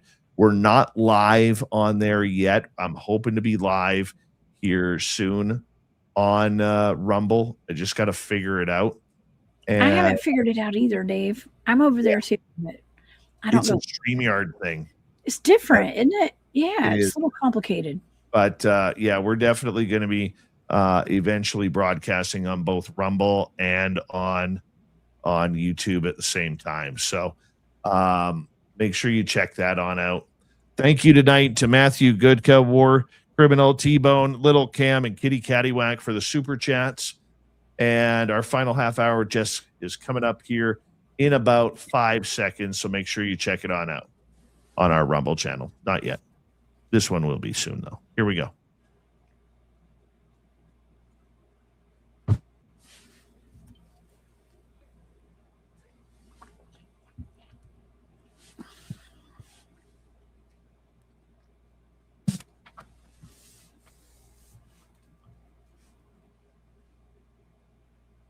We are now into the second half of Spaced Out Radio. My name is Dave Scott. Thank you for joining us as we have the Cryptid Huntress, Jessica Jones, until the top of the hour. So we're going to talk some monsters for the next little bit. Hey, we want to remind all of you that if you miss portions of this show or others, our archives are always free on YouTube or any major podcast network. So make sure you check them on out. And make sure, before we bring Jessica back on, that you go onto YouTube. You type in the Cryptid Huntress. The Cryptid Huntress. Go hit subscribe. Ring that bell. She is amazing at what she does in interviewing people with experiences in talking about these incredible subjects that we love. So make sure you go check it on out and hit subscribe. Jessica Jones, thank you for being here. Your Dogman story. What was your encounter like? What did it look like? Oh man. Okay, this is pretty wild. I was actually out in Alabama at a hunt camp meetup. This little, thing that Patrick was there. Okay, I remember seeing Patrick there. But it was in Alabama. I live in Georgia. I live right on that Georgia-Alabama line, so like it doesn't take me too long to get over to the Talladega area and stuff, over to where they were. And this was the first time I went out to this place. And it was a, little camp out, get together thing. And I didn't stick around too long, but I stayed at this place. I didn't spend the night that night with all these, it was my Alabama Bigfoot crew. And I decided to go home that night, drive back to Georgia. And it was really odd because first of all, it was really scary out there at this, it's like a WMA, wildlife management area. And yes, Ricky Bobby, Talladega area.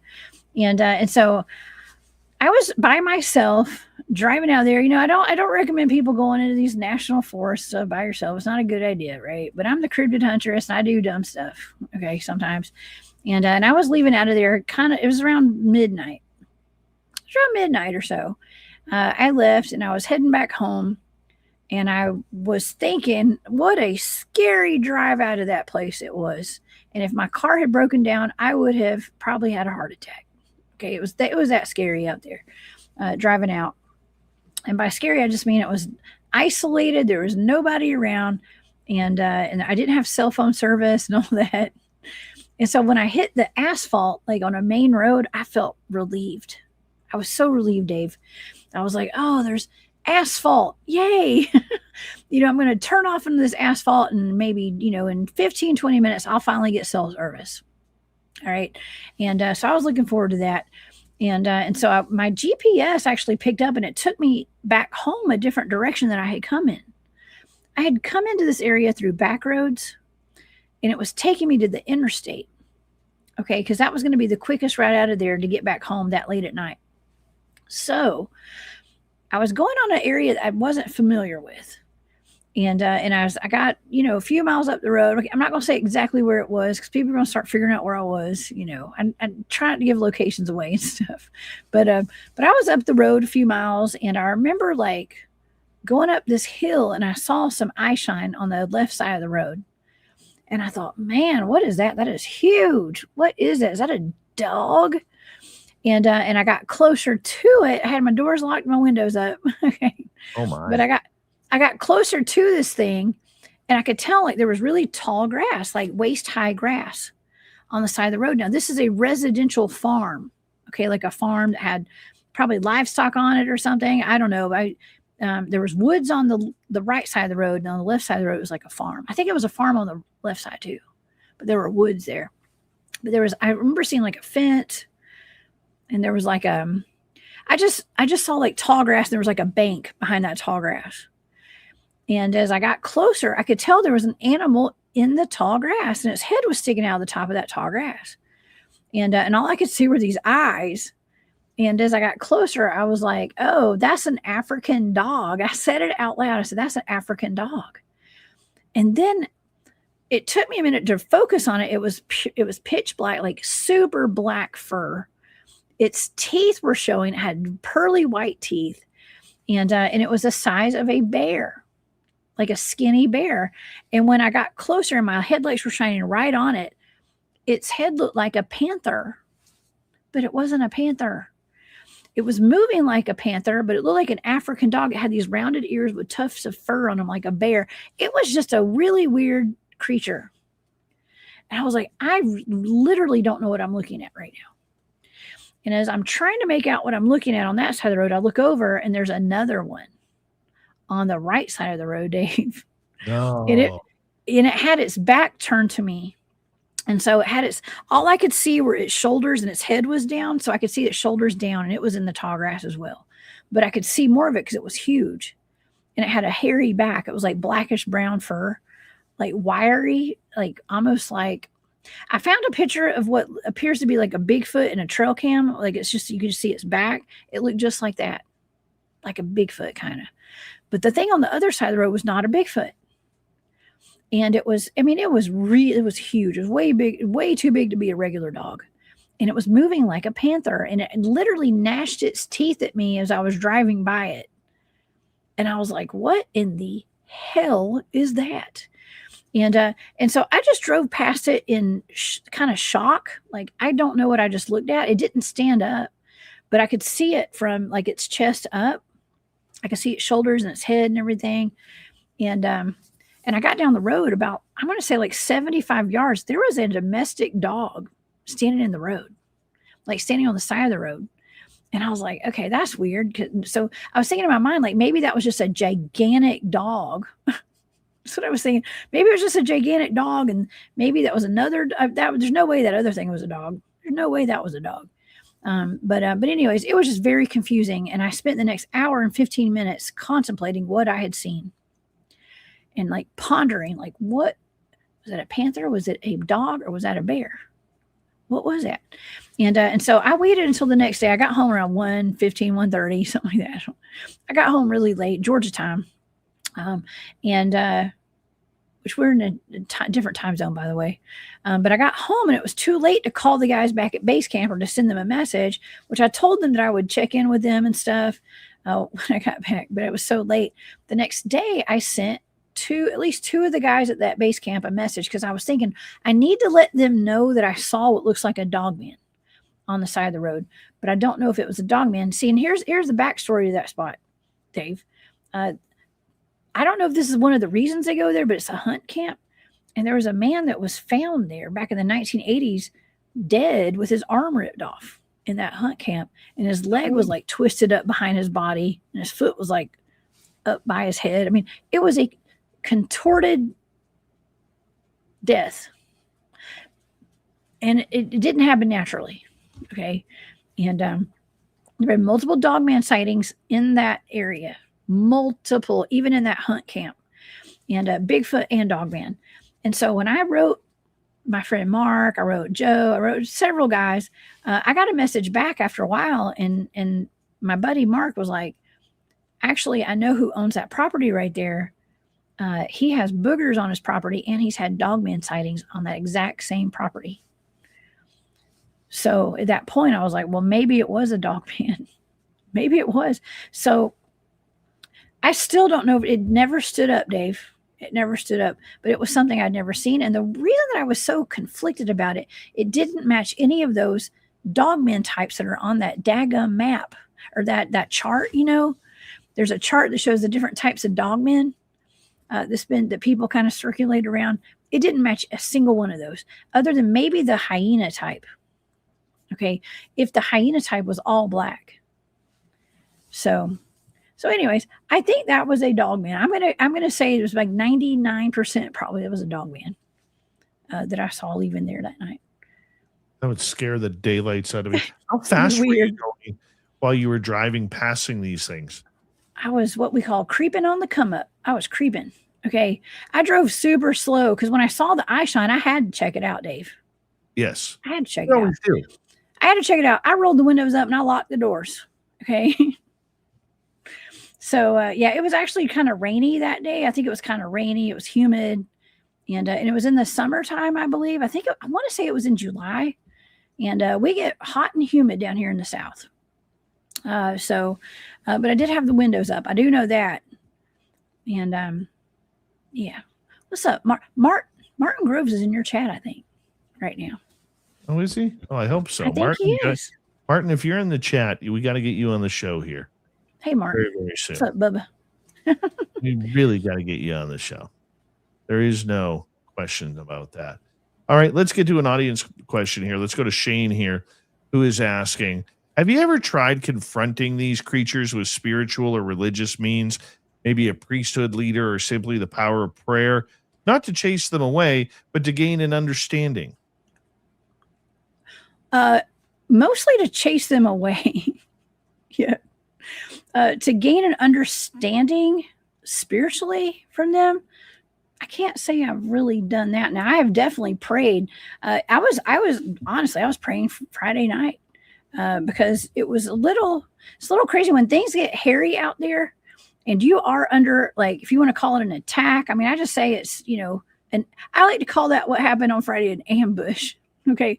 And that's not the first time I've been ambushed. Okay. But that one was more, I think that was one of the most intense encounters I've had like that, where just kind of came out of the blue and we weren't expecting it. And it was just kind of like, bow, right there in our face. But yeah, I've definitely prayed to, just protect me and protect everyone out there. And, when things get really hairy, you're like, they say that, I don't know if I know you've heard this, Dave. They say that even invoking the name of Jesus Christ will make things stop sometimes. If things get really wild, especially like an abduction situations, like alien abductions and things like that. Yeah. And don't think I hadn't done that. Okay. But I'm not kidding when I say, like, I don't think I've been in a real serious predicament where, like, I thought that maybe I might get ripped apart on Friday, but like I also didn't. I was totally fine. I was like, I kind of came to terms with, like, whatever happens, happens. That's how I live my life. I don't live in fear. Okay. I really don't. When I say that, I mean, things do get hairy, and I have been a little scared at times, but yeah, I had Martin, I had Matt out there. It was good. But we got to get Martin on this show because he is just an encyclopedia of knowledge when it comes to these topics, and I got a hearty respect for him. That's for sure. Even though I've never spoken to him before, everybody I talk to, have you talked to Martin Groves yet? He's one of the best. Have you talked to Martin? Have you talked to Martin? So Martin and I have been chatting on Facebook Messenger, trying to get a time and date to get him on here. So I got to send him some dates here for May. Well, I got to go camping with him all weekend. It was great. Aren't you lucky? No, Martin, you got to come on. No, Martin, you got to come on my show too now. Okay. Yeah. I did a wonderful short video. I have not uploaded it yet of Martin. Something that I ask all of my Southern brethren. Okay. When I say Southern, I mean like Southeastern United States field researcher friends and stuff. When they come on my show, I ask them one question, Dave. How do you pronounce Vienna sausage? Okay. You will be shocked at all the different pronunciations of Vienna sausage. You would be shocked. I asked Martin, and his was really good. See, do you want to know how I say Vienna sausage? How do you say Vienna sausage? Viennas. We call them Viennas where I live. And you can tell where people are from, kind of how they were raised by how they say Vienna sausage. That's weird. So I'm just saying. I know, right? That is weird. 10 minutes ago, It's a southern thing. The Cryptid Huntress is our guest tonight on Spaced Out Radio. Jess, what would it mean to you to have that face-to-face encounter with a Sasquatch or a Dogman? Now, I'm not talking from a distance. I'm saying within that, say, 20 to 30 feet, if not closer. What would you do? I mean, it would be pretty cool. It would be really cool. But you know, here's the thing about that. It's like then the mystery would all be gone at that point. And then I don't know if I'd be able to continue searching after that. I kind of like the search, Dave. I'm not gonna lie. I do. I hope that one day I can see one. You know, I joke around about how one day the government's just going to walk them up on a stage and be like, look, they're all real world. And that's full disclosure right there. But I doubt that's ever going to happen. That I don't want. I know. It'll never happen. Not in our time. I've often thought about that. Like, how would I react? Because I've seen 3 Bigfoot, right? And in my one area that I go to that I'm just itching to get back to right now, I know when they're around. I know where they're located. I know everything, except they're not letting me see them. Yeah. Right? Yes. I hear them. You can hear them farting. That's for sure. Farting. Yeah, it's happened. But I can't believe that happened. That is so weird. Oh, man. And the stupid part about it is things like that always happen when you're not rolling on camera. When the camera is off, that's when you know things are going to happen. Dave, I've never heard of anyone having that experience. You need to put that in a book. You need to write a book. I will. Once I can find some time and I can actually finish my own personal book, I will actually write. I would like to write a Sasquatch book on this location. Chapter 7, Bigfoot farted. Oh, it was only maybe 35 yards from us, too. Oh, my gosh. Did it smell bad? No, it didn't smell, but we heard it. We heard something big walk in. Okay. And then all of a sudden, I'm sitting there and I'm like, Tim or myself mentioned to each other, hey, just over here. You know, you do the famous point, right? And all of a sudden, we start hearing this. And this went on for about 15 seconds. And I look at Tim and he looks at me and I'm like, can you believe this right now? This is what's happening right now. Sasquatch is in there, you know, ripping ass on what we are doing here. I mean, it's absolutely ridiculous, you know, and look, it sounds funny. It sounds funny. And we were laughing. We were literally laughing. Like, I think I said, hey, good one. That was impressive, right? But when we went back and saw a week later that it was actually dropping feces, we found the feces. We got samples of the feces. And the problem with the feces is, and I don't know if you've ever heard of this before, but it was not this happened in August. And in November, when I went back there, and I went back there a number of times, but the last time I was there before the snow started falling in November, it was actually, it had not decomposed. It was still there. Did you save some? Did you send it off for testing? DNA I'm samples? waiting to find the right person. Oh my God. To do that. You don't want to just send anybody a bag of poop. It's probably not a good idea. No. Don't send it to me. No, I'm not going to send it to you. You might think it's candy. Canadian. Definitely don't want it. Candy. That's fudge. That Canadian fudge. Canadian fudge. Right? But oh my God, yeah, I mean, between that and the tree knocks that were really close to us there as well, it was crazy. It was literally crazy of how close they were getting to us last year. Oh, And, I did. Oh, go ahead. Go ahead. Oh no, I just remembered something. I wanted to add this to what happened with the little ambush that we had Friday night. Yes. Actually, after we turned in around 4:30 in the morning, I went to my truck. Matt went to his tent, and Matt said that something slid against his tent after he got in there, like almost like a hand had like kind of swiped it, and he could see it or he could hear it. And then there was one wood knock on top of that Indian burial mound right behind him. So that kind of led us to thinking that they were likely. We were picking up they were Bigfoot, even though we could not see them. We believe they were Bigfoots. So, but anyways, that was the finale, right? That was the finale of what happened that night. And they came back the next night.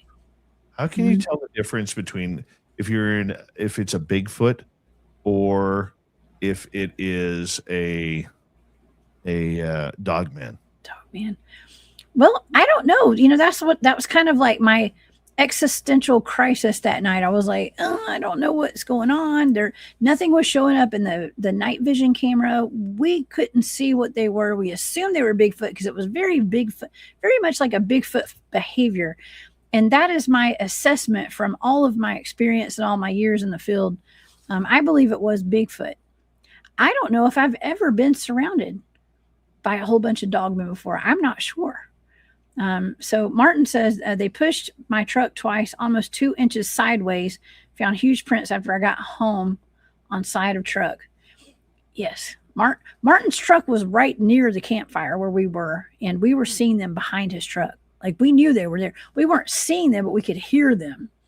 And they pushed his truck hard a couple times, like do like that. So, whatever was out there was stealthy. Like some of them were making a lot of noise and the other ones were ninjas. Okay. So, and honestly, if you talk to Martin, he has actually had experience with seeing Bigfoot and Dogmen together out there at the LBL. So, I mean, I was picking up on potential Dogmen down the road and then also Bigfoot right there in our camp. So, I mean, also, there was a point where I looked at Matt and I was like, could these be apparitions and poltergeists? There's also that as well. And next time you get Barry Littleton on your channel, by the way, Barry and I have been discussing this sphere network. And, that's orbs. There's always like a constant when it comes to our research. There's always orbs, Dave. We see orbs of all sorts out there in the field. Some that are illuminated, some that are metallic. I mean, we've seen different colored orbs, lots of different types of orbs. And Barry has some interesting theories about these sphere networks and almost like an ET surveillance grid network kind of thing where they're utilizing orbs that are coming from the earth, coming from inner earth, but crypto-terrestrial connection, and all that. So, like I said, the rabbit hole is deep with all of this. And honestly, it has stuff to do with even radiation, which is another factor that we have to always consider when we're out there doing our field research. I was actually looking online for Geiger counters tonight. I need to get one to carry with us when we go out there because there's always that radiation factor as well. So, isn't that the truth? Mm-hmm. Isn't that the truth? We have about 1 minute and 20 seconds left with you tonight. And, this is a show that has flown right on by because it always does when you were on the channel because you were just such an incredible storyteller and with incredible knowledge. And I got a much love and respect for everything that you do. I encourage all of our listeners to go on over to Jessica's YouTube channel, The Cryptid Huntress. Go hit subscribe, listen to her live shows or listen to the podcast version of it all, and make sure you hit subscribe and ring that bell because she is amazing at what she does. That is the absolute truth. And I know you have a lot of fun doing it too, Jess. If I didn't have fun, I wouldn't do it. Thank you, Dave. You're so sweet. I appreciate you. You're such an inspiration to me. I appreciate you. You have really taught me a lot. And I love you to death. And the audience may not know this, but I came to you one day and I was like, hey, I'd like to kind of rebrand myself. I was the Oracle of the South back in the day when I had a YouTube channel. I just started my YouTube channel just for fun, for a kind of a healing journey that I was on, basically, and doing card readings and stuff. And I had that little podcast over on the other network, at KGRA. I didn't know what I was doing, and you took me under your wing and you helped me rebrand myself. And so as the Cryptid Huntress was born. That's right. Jessica Jones, thank you very much. We have Swamp Dweller and UFO Max coming up in hour 3. You're listening to Spaced Out Radio with your host, Dave Scott.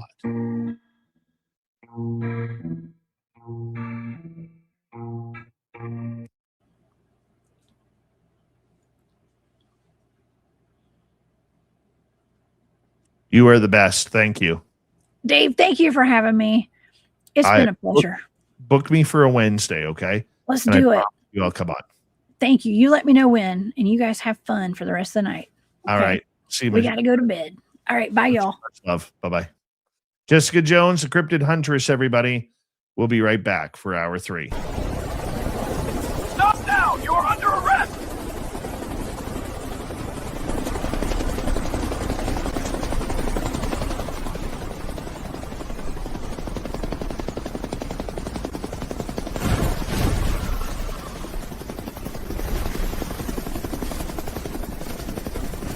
Hands up! Don't move! Don't get caught without your Spaced Out Radio merchandise. We have t-shirts, mugs, hoodies, socks, hats, stickers, and so much more. Whatever you're looking for, we have you covered. Why just be a fan of the paranormal when you can look the part?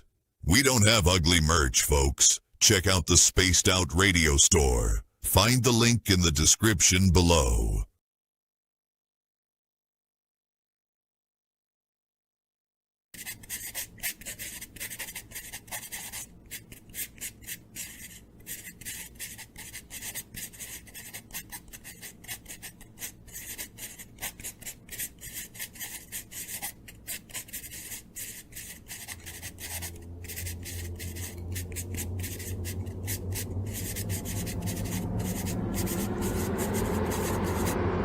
Dirty filth.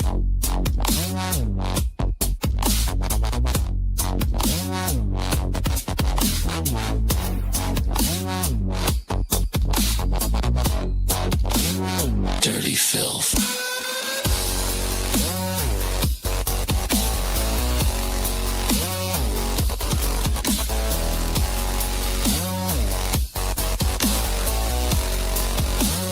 Dirty filth.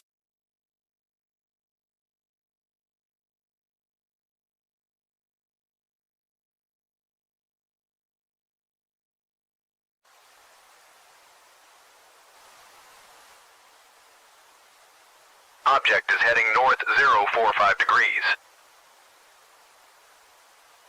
It's definitely not a plane.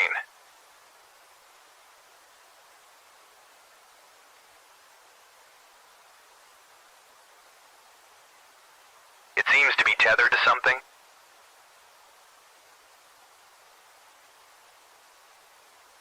Is that a banner, Joe? Caribou Con. Does anyone know what Caribou Con is? Caribou Con, one of the BC Caribou region's best-kept secrets. Until now. Join our panel of renowned paranormal experts for a weekend of fun and intriguing presentations. Go to cariboucon.com to book or inquire now.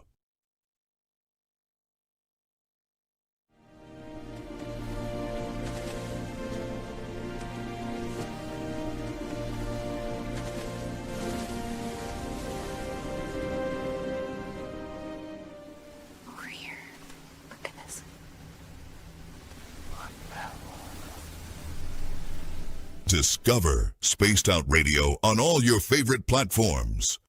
We're live every single night with the best in UFOs, cryptids, paranormal, and the unexplained. And you can find us on all your favorite platforms. Head over to Instagram for behind the scenes and daily weirdness, TikTok for quick mind-bending clips, Facebook for community discussions, and X for real-time updates and hot takes. Wherever you scroll, Spaced Out Radio is there. So go search Spaced Out Radio on every platform, hit follow, and turn on notifications so you never miss a single episode. The Weird is waiting. See you there.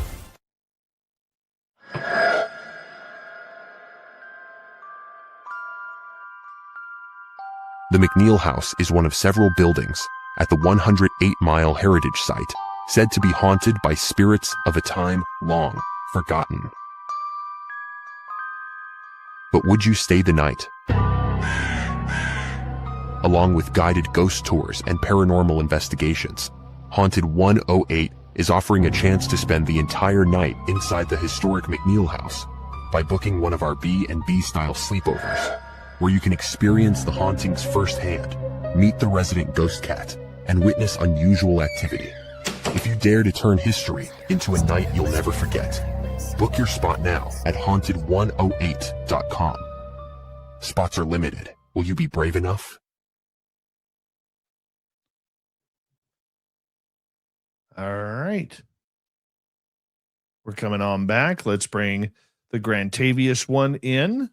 There he is. And once again, I will be on WABC right after Grant and I are done. So that's WABC in New York.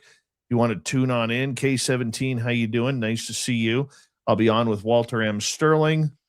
So we're going to be talking some UFO stuff and other strange stuff.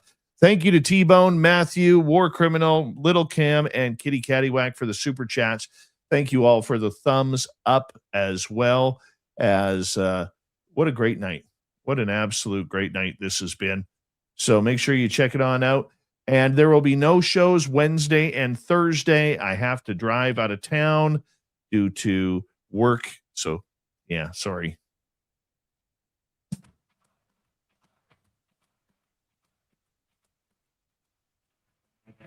We are into the third and final hour of Spaced Out Radio tonight. My name is Dave Scott. We appreciate you tuning us on in wherever you are on this beautiful planet we call Earth. Hello to everyone listening in on our terrestrial affiliates around North America, digitally on every major podcast network. Our website, spacedoutradio.com. We have a plethora of features for you. Rock out to Bumblefoot, read the news wire, check out our swag as well. You can follow us on X at Spaced Out Radio, Instagram at Spaced Out Radio Show, and on Patreon in the Space Travelers Club. The Desert Clam has set the password for tonight in the SOR Space Travelers Club. It is Eclipsis. Eclipsis is your password. Use it wisely, Space Travelers, as the Clam sets the password each and every night right here on Spaced Out Radio. Let's head to the swamp. Hello and welcome to Spaced Out Radio's Swamp. I'm Swamp Dweller, and tonight I'm going to take you on a mystic journey of the unknown, sharing tales of monsters, legends, and nightmares. Welcome to the Spaced Out Radio Swamp. Hello, Swamp Dweller. I've sent you a story before, and I have been listening to you for many years now. So for some backstory, these two events happened at my grandparents' house. The house is a 2-story house with a cellar for food storage. I spent most of my childhood at my grandparents' house. They lived in the middle of nowhere, surrounded by woods, but as a child, I was never scared of them.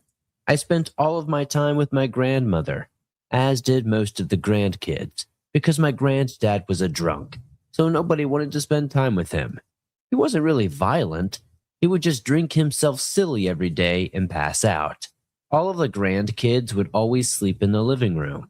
I don't know why. There were 2 empty bedrooms upstairs, but we always slept in the living room. The first event happened to my older cousin, who was about 4 years older than me. We'll call him Alexander. When he turned 18, he started sleeping upstairs when visiting our grandparents. One night, he was upstairs. He heard his father's voice say, "Alex," very firmly and sounding angry. The only thing was that his father wasn't even in the city, and our grandpa was passed out drunk downstairs. My cousin, who was in the military, got scared and went to sleep downstairs. When I turned 19, I was sleeping upstairs alone for the first time. I had my headphones in and I was watching YouTube. Then I heard a man's voice say my name, sounding somewhat angry. I thought it was just me imagining things. My grandfather wasn't even in the house at the time because he was getting terminal care over an hour away. I took one of my earbuds out and continued watching the YouTube video until I heard it again. This time, it was much closer and much louder. I froze in fear and looked towards the voice, but there wasn't anything there. I quickly got up and moved downstairs where my grandma was watching TV. I only said, "I'm sleeping down here." She only said, "Yeah, figured. I don't like sleeping up there alone either." The weird thing is, nothing ever happens when multiple people sleep upstairs together. But many of my family members have had weird experiences sleeping there alone, including my grandmother. After my grandfather passed away from cancer, more weird things started to happen. The music box would start playing by itself, footsteps would enter the kitchen, and a presence would be as if someone were sitting at the kitchen table. But nobody believes that it would be him, but something or someone else. That house in the woods will forever creep me out. There's just something different about it. Always creepy, always good. That's our Swampy here on Spaced Out Radio to kick off hour number 3. Head on over to his YouTube channel, Swamp Dweller. Hit subscribe, ring that bell. Thousands of stories for you to choose from each and every night. From the swamp to the stars, let's bring in Grant Baker. We got the UFO report. The stars tonight. In the sky, Grant's got the stories breaking through. What's hidden now comes into view. From distant lights to secret files, mystery tracks on mountain miles. Latest news revealed, every signal slowly peeled. So tune in close, don't miss the facts. UFO facts, we've got your facts.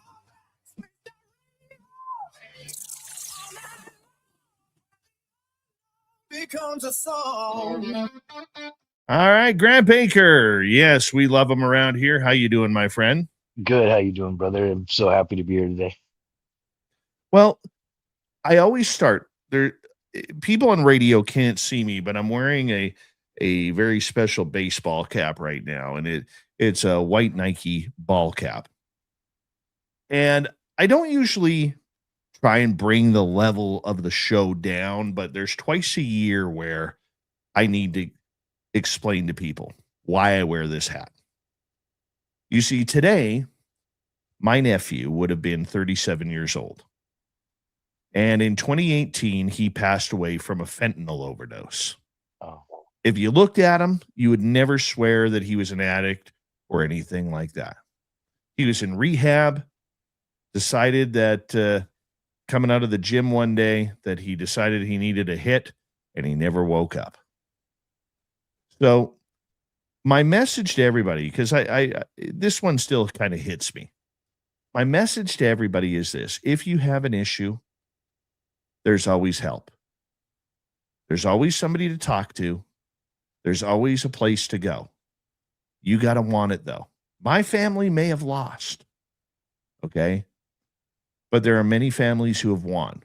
And for people out there who may be listening who have an addiction, whether it's to drugs or whether it's to alcohol or whatever it may be, do yourself a favor. Find your value. Find your value. Because you may think that the world hates on you. That's just the devil talking in your ears. Okay? That this fentanyl is going to be your best friend. That everything is going to be good. Everything is going to be great. I'm going to make you feel better. Those people don't know you the way I know you. And it's just the devil in disguise talking. So I miss my nephew today. You know, I wear this hat twice a year. I wear it on the day he was born because I was only 15 years old when my nephew was born. And I wear it on the day that he passed away, which is July 17th. Those are the days I wear this hat. And for all of you out there that are fighting, okay, keep fighting. You are worth it. You have value, and you're loved. That is my message. You are loved. So make sure that if you're thinking that, man, no, there's nobody out there who cares, there's nobody out there who gives a crap. I have nobody. Sometimes it's a complete stranger who will say, hey, I may not know you, but I got you. It doesn't matter. It doesn't matter. Keep up the fight. Keep going, keep pushing, and you are worth it. And I love to give that message because, like I said, my family may have lost. My family may have lost, but there are so many more that have won. So many more. And that is my message from my nephew, from my family to each and every one of you. That is my message. Keep fighting. Keep fighting. You're worth it and you have value. So thank you for that, Grant. I appreciate you let me take a couple of minutes. I know it sucks that we even have to have that conversation, but it's all good. It is all good. You doing okay over there? Yeah, you just got me, bud. Amen to that, man. Oh yeah. No, I know the loss, brother. I was there. Not with you and your family, but I understand it. And you hit me in the heartstrings on that one, bud. I lost my mom to addiction, and I just want to let everybody know that addiction is silent. It never rears its head until usually people start noticing, and by that point, a lot of the times it's too late. And it's a struggle for some people, and just like you said, there's always somebody there, even if it's a stranger. And because most people that I've noticed in my family that had addictions, they don't talk to family. They think that we're going to be against them, or we don't understand, or that we don't care. And we do. And I just want to put it out there. If somebody's struggling with addiction and you need somebody to talk to, find me. I will gladly take however long it takes, and I would gladly sit there and listen and be there for you. And Absolutely. 100%, Dave. That's what makes 100%. it beautiful, buddy. That's what makes it beautiful is as long as we have hope, as long as we have the ability to let people know that you're never alone, you can win. And that's it. That's all it takes is to learn the ability on how to win again. Right? It's funny. When I worked in downtown Vancouver has a lot of homeless people who are addicted. And I used to look at those people just like, they run up to you. Do you have any change? Do you have any change? Do you have any change? And I was one of those typical human beings, man. Get out of here. Get out of here. And I would say to my buddies, man, just hurry up and die. All you're doing is costing us taxpayers money. Very selfish looking. Now, when I see somebody who's addicted or whatever, my immediate thought is that poor soul. What got them there? Whether it was whatever the situation may be, and I've often stopped and talked to them. Just, hey, what's going on? Are you okay? The majority of them are too embarrassed to ask for help. Most addicts are too embarrassed to ask for help because they have to admit they have a problem. Right? But I would sooner be embarrassed than bury somebody like we had to bury my nephew. Right? So just the way it is. let's move on. Let's bring this up. People want to hear happy stuff. They want to hear UFO stuff. I appreciate you allowing me to take a couple of minutes there just to kind of get this going. And there was another anniversary on this date 8 years ago. The man who made radio shows like this possible, the legendary Art Bell, passed away. And I'll tell you, a lot of people have never caught on to this. But when we come back from break at the bottom of the hour, you will hear the thunder. Art Bell used to play the thunder during his show when he was on air. He'd always have the rumbling thunder. And so the reason why we actually do that is not to copy him, but we do it on this show out of respect because he was the man. He was the absolute man when it came to these incredible subjects that we know and love. He put people like us on the map. That we weren't just a bunch of weirdos, that we weren't just a bunch of tinfoil hat conspiracy people, Grant. I mean, he was just the best, wasn't he? Oh, man. Art Bell was, to me, one of the most legendary individuals, and his compassion for people was astounding. He would not, even some, a lot of people that went on the show, thousands of people, and he just had a way where it made it easy for people to talk to him. He just made it easy. He never criticized anybody. He never went out of his way to go against what they said. And he would just listen and ask, important questions, and was always there for them where they felt heard. And in fact, I'm going down Mad Max Markham or Mike Markham. I'm going down that rabbit hole right now because some stuff surfaced up on him, and all that started with Art, all of it, us, everybody. I remember sitting back and I had a little Walkman. I put my earbuds in and I would just listen. And this is back in, the mid 90s. And I'd listen to this guy, and it streamed live over our radio station in Northern California. And I just listened to it. And yeah, we definitely lost a good one when we lost him. But I mean, he was also in his early 70s when he passed, and he had COPD and a little bit of complications there with the medication and stuff. And unfortunately, we lost one of the best, but we hope that we can continue in his footsteps and do just as good, or at least give tribute to the greatest of individuals that started it all for me. Isn't that right? That is absolutely right, my friend.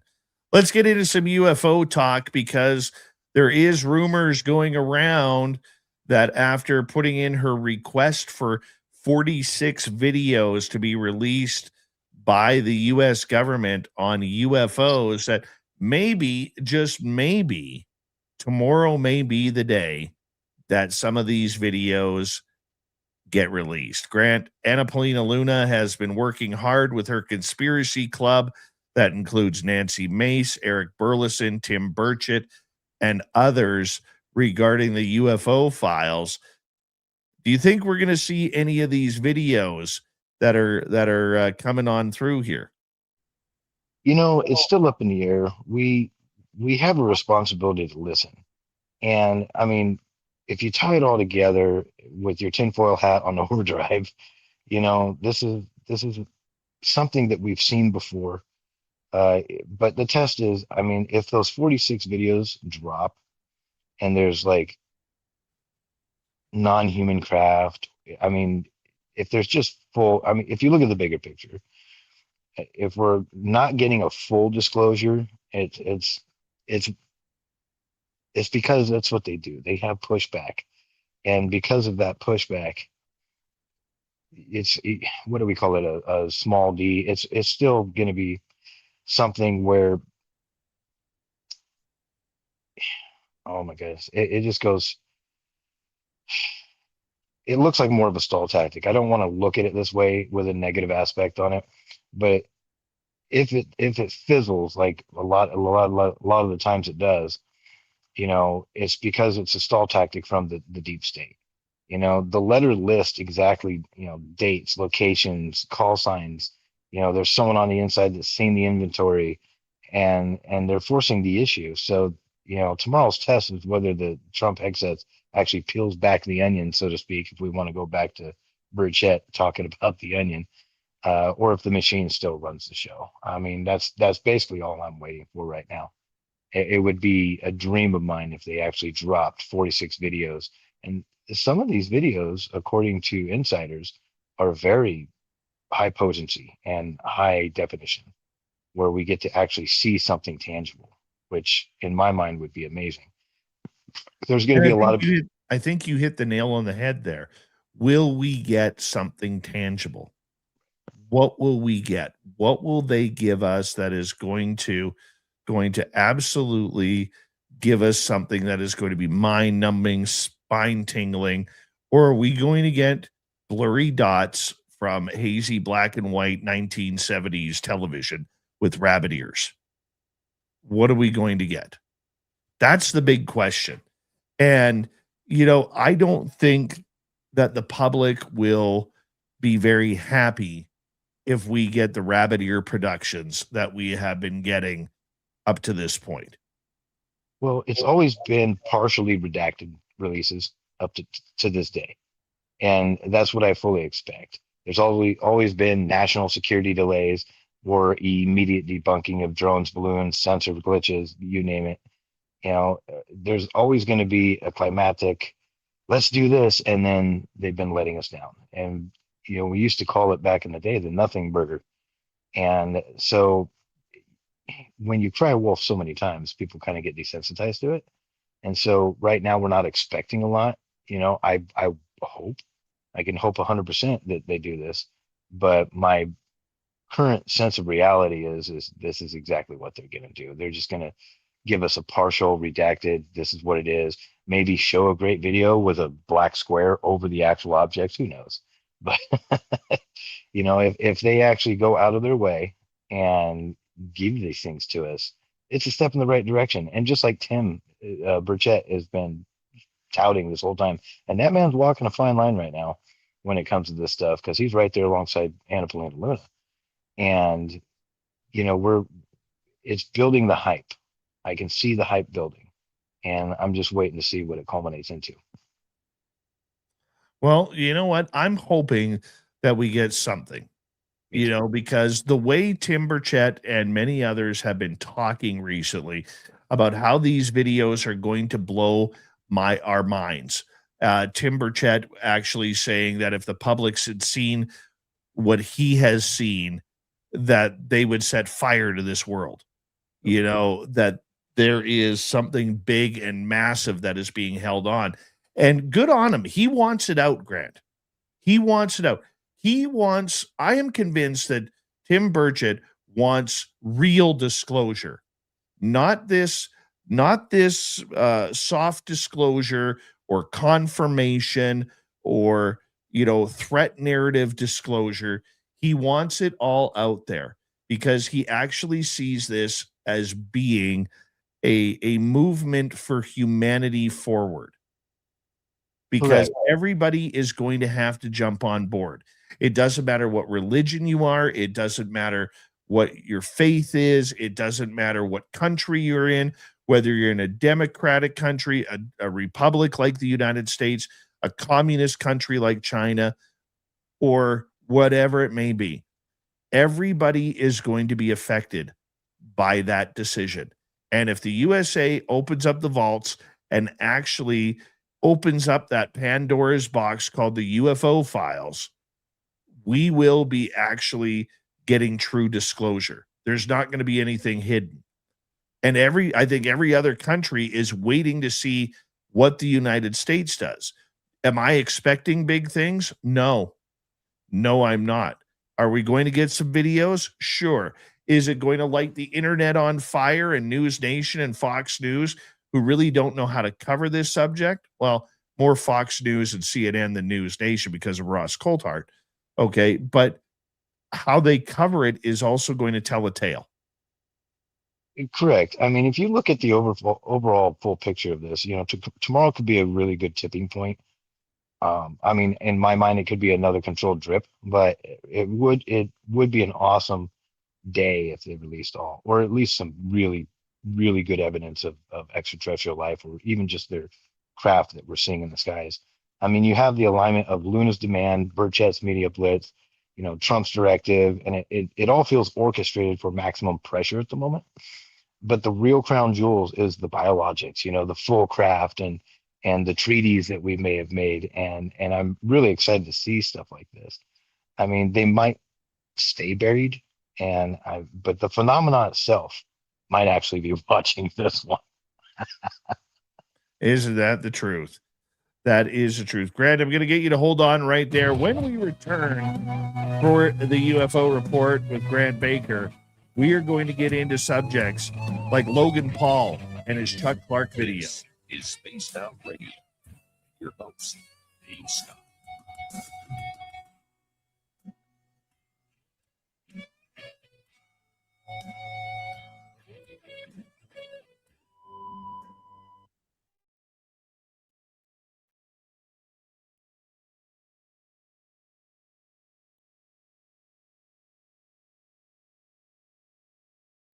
All right, we are clear.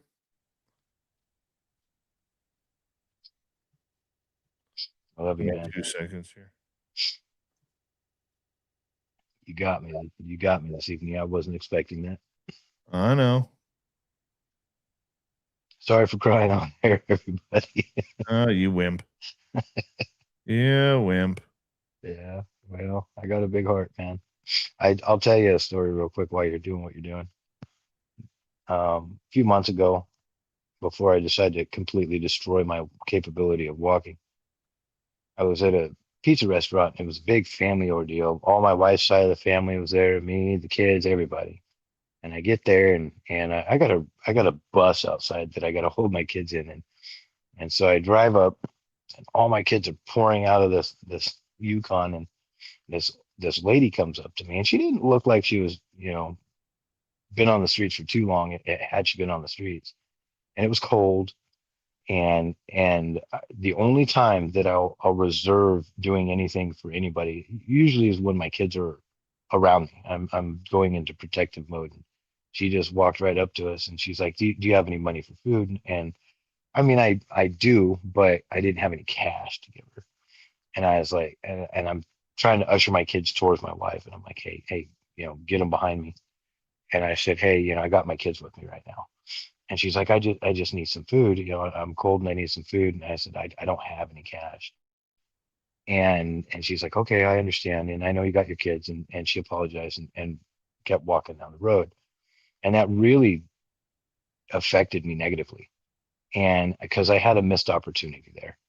I went into full parent mode, protection mode. And at that moment, I put the blinders on and just, looked down the little tube I was looking down. And I thought better of it. In fact, I had talked to my wife about it later that night after we were driving home. And I said, I made a mistake there.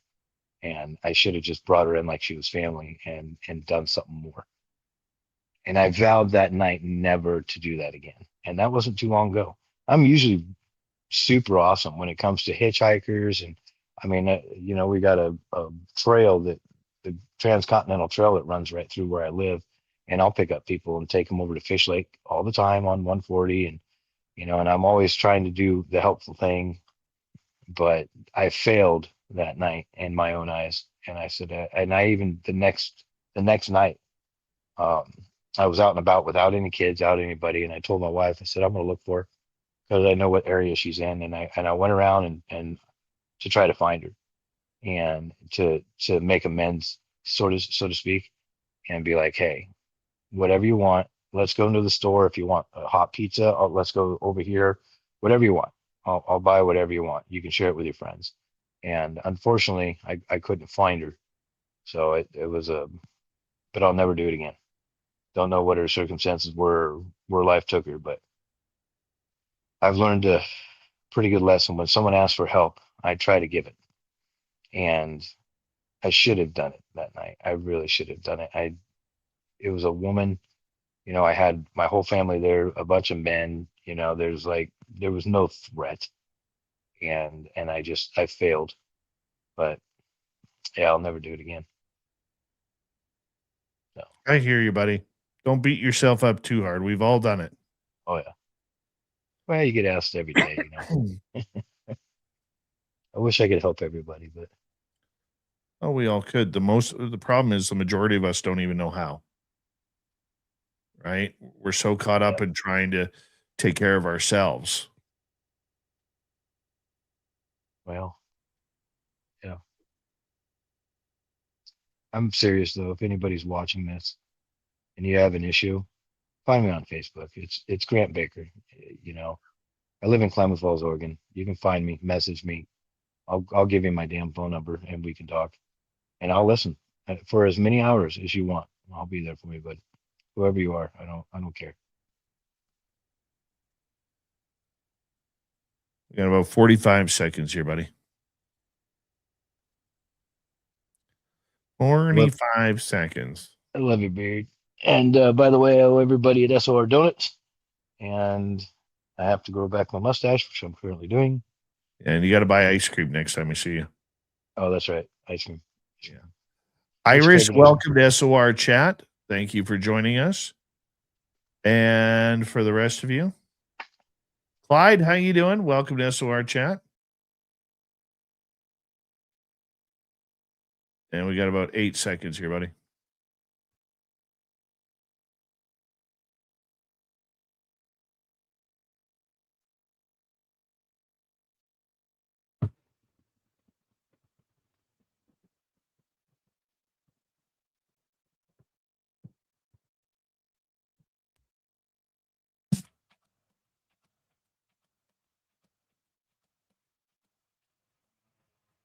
We are into the final half hour of Spaced Out Radio's UFO Report.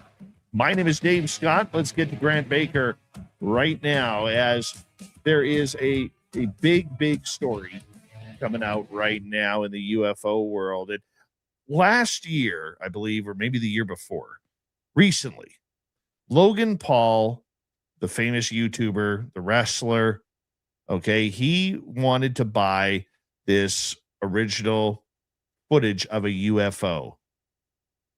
And he offered $100,000 to the person who owns it, a gentleman by the name of Chuck Clark. And what Chuck didn't know at the time was that when he showed Logan Paul the video, Logan actually recorded the video on his cell phone, basically stealing it. Now, I don't know if he's made reparations with Chuck Clark over this, but he decided to release it today. And I don't know, my friend, whether or not this is something that is truly spectacular on this, but what's your thoughts on this video? So what everybody's seeing right now is actually a clip of it, and you see a whole bunch of weird static and this red orb disc looking thing. Yeah, and that to me is exactly how it was described by Bob. It's exactly like your hand, the dashboard, and you see something very clearly illuminating like the top of the dashboard, and they're like hunkered underneath the car, and they're whispering to each other like, I think it's out there. Like, I don't know what it is. Maybe we should go out. And is they're like kind of glow scared on the dashboard. And even Bob has seen this. Bob Lazar has seen this, and it's so. Then something appears just beyond the glass. It's a very interesting video. If anybody wants to go look at it on X or Instagram, you can find it readily. The craft is hovering extremely close to the car. It's orange and slightly wobbling or undulating in place as if it's on a wave. You know, we sit there and we look at it. It looks to be red in color. At one point, it looks like it has a jet wing with the ailerons kind of. Are the ailerons at the end of the wings? Those where they have. That was actually the dashboard that you're seeing.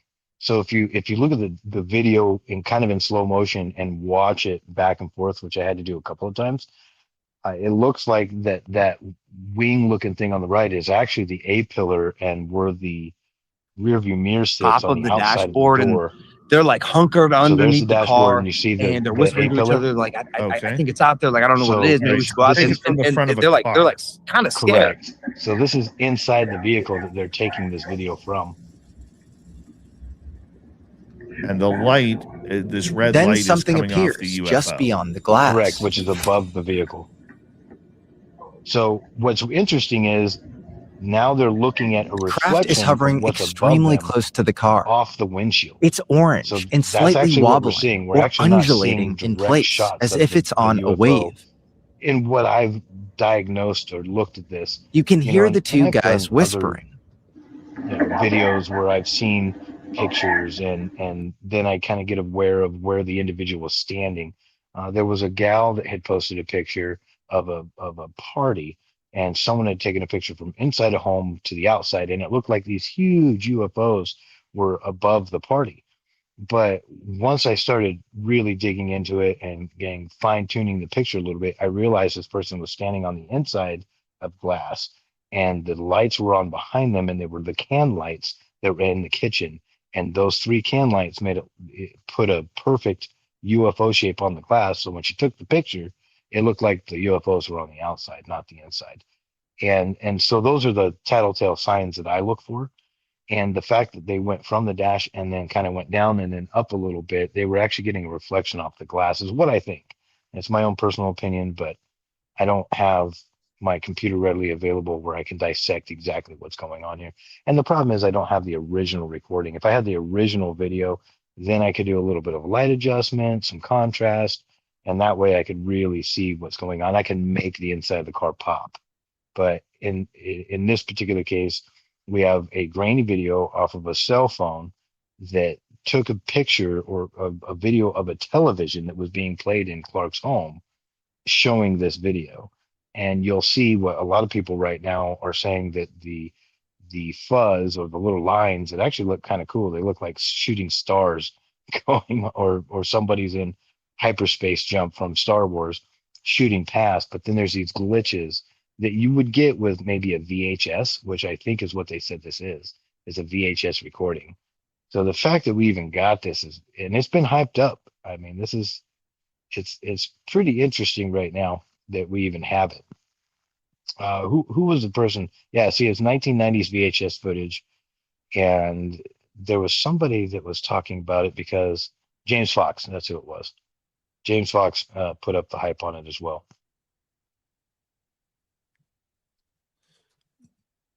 Now, if I'm correct, because you know this a little bit better than I do, that was filmed near Area 51.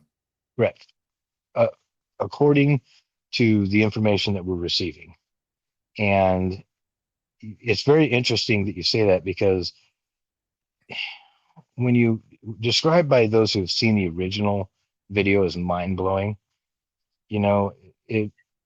Bob Lazar's sports model saucer kind of matches what they're saying. And with Bob Lazar being in the media recently, all over the place, actually, it's pretty insane. We're getting a lot better views, especially with this new video S4 coming out, or that's been out now. And I have yet to rent it, unfortunately, but evidently this is an identical match to the sports model, which is where he's seen it in Area 51 or S4 when he went through the hangars, where he actually got to touch it and got yelled at. Well, it is something that, there is a lot of hype around this video. I am always concerned by the people who are hyping it up. James Fox is somebody who I do trust in regards to his video making, but there's a sector of the UFO media realm that just seems to hype everything up to the fullest degree. And the next thing you know, we're left with a little bit of disappointment. So I'm a little bit reserved on that part, but nonetheless, this is a video that we have heard of for decades, that this video existed, and nobody had seen it. And like you said, it has been hyped up for years. Very few people in the UFO world previous to this had actually heard about it, and I look at a video. Go ahead. Well, what if this is, there are a lot of people I've heard, this isn't my personal view, but a lot of people, they're they're saying right now, or at least the people that I talk to, that it might be a psyop to test public reactions before tomorrow's bigger drop. Just putting that out there. Don't know if it's true, but this is something I've heard on the grapevine. And there could be some truth to that. Okay. There very much could be some truth to that. And, you know, but I mean, we have other videos out there. Well, yeah, we got the I'm going to be honest. I've seen better, but I think that's me looking at it from a 2026 perspective, not knowing the fear that they were going through at that time while they're driving and this alleged UFO is over top of the car. Okay. That's me not putting any emotion into it as an experiencer, basically saying, you know, this is absolutely possible. Right. So we'll take it. It is what it is. And people who haven't viewed the video can go on our X account at Spaced Out Radio. We have it there for you to look at, and you be the judge. You let me know. What do you think? Do you think it's a real UFO? Do you think it's a set of lights from a test aircraft out of Area 51? It is very, very interesting how it is following the car. Well, I've had personal experience, and I don't usually talk about my personal experience about stuff following the car. For anybody that wants to watch it, I did an interview with Dave way back a few years ago where I talked about it, and there was an orb that was doing figure eights that dropped down to ground level and was following me and a bunch of my friends in a vehicle. It scared us to the point, because it was getting close to us very quickly, that I floored my vehicle as fast as it would go, which would barely go over 85, 90, and just to get away from it. And I went around a corner, well, a soft corner, completely disappeared. So and the fear is real, is where I'm tying this into, is because when you have something that does an act that may or may not be aggressive, you know, you're not used to it. And so these guys, it's above the car. And could you imagine being in a vehicle where all of a sudden the vehicle turns off? You know, we hear Grant Cameron's story about similar stuff, where a UFO completely passes over you or hovers over you or starts following you. It's so out of our realm of normal that, you know, you're going to get a fear response from it. Your brain's not going to know exactly how to process this, what is going on. And so them ducking down in a vehicle, like, what the heck is this? To have the forethought to break out a camera, especially in the 90s, to be able to video this, that's pretty good. You know, I got to hand it to him for that one. So it's mind blowing, even if it's not real. You know what? With all the hype and everything that's going on and what's going on tomorrow, it probably is. And the reason why I say that is because the drips that we've been talking about for the last God knows how many years that the government's been giving us, and Jake Paul having this, or Logan Paul, sorry, having this video and having it hyped up, and finally it drops. I look at things in a kind of a bigger picture. You have a video that's being hyped.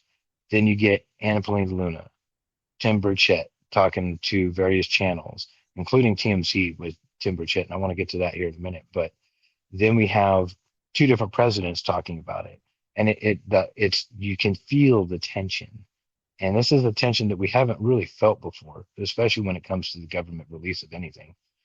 And I'm kind of waiting to see what happens, because when this ball finally does drop, what are they going to give us? Is it a drip? Is it a test? I would love it for it to be a test, because just like everybody's spouting AI, you know, oh, it's not real. Unless you're there and you see this crap with your own eyes, most people aren't going to believe it. But this is getting real, people. And whether it's fake or not, you know, or it's a test, it's a foot in the right direction, because they're allowing it to happen. Just the timing to me is very special, because that's the broader picture.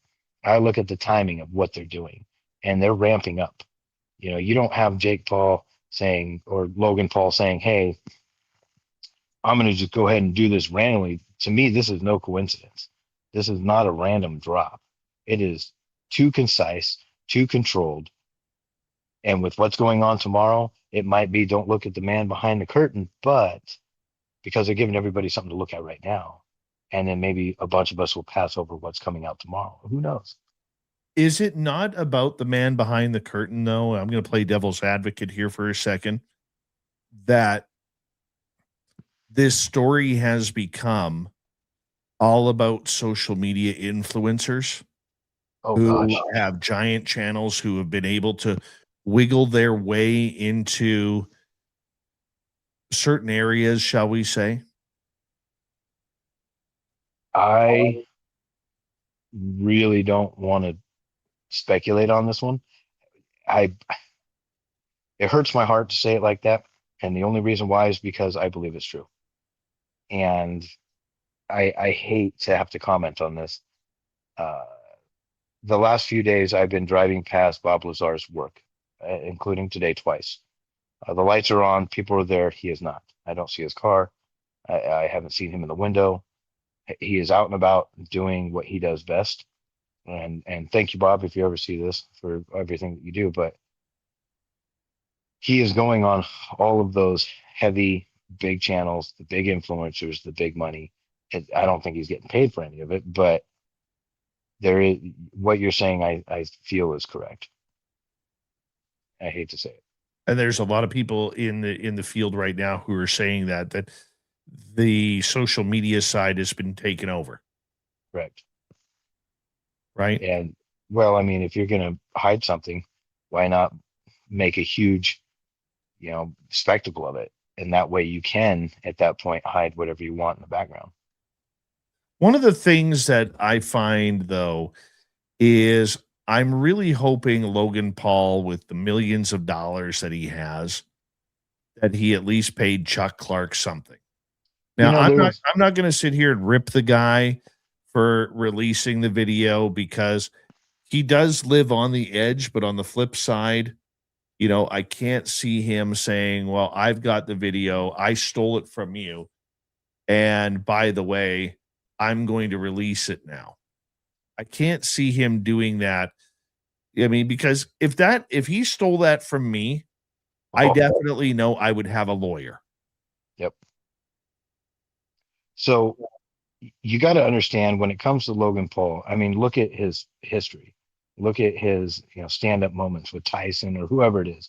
He's in, and I don't want to stereotype him, but he is kind of a loudmouth, and does everything super dramatically. Timing is actually something he's very good at. He does good with timing. And you know what? He's an individual that just happens to have something, and he's interested in it, which thank goodness he is. Jake, if you want to continue doing what you're doing, go for it, my man.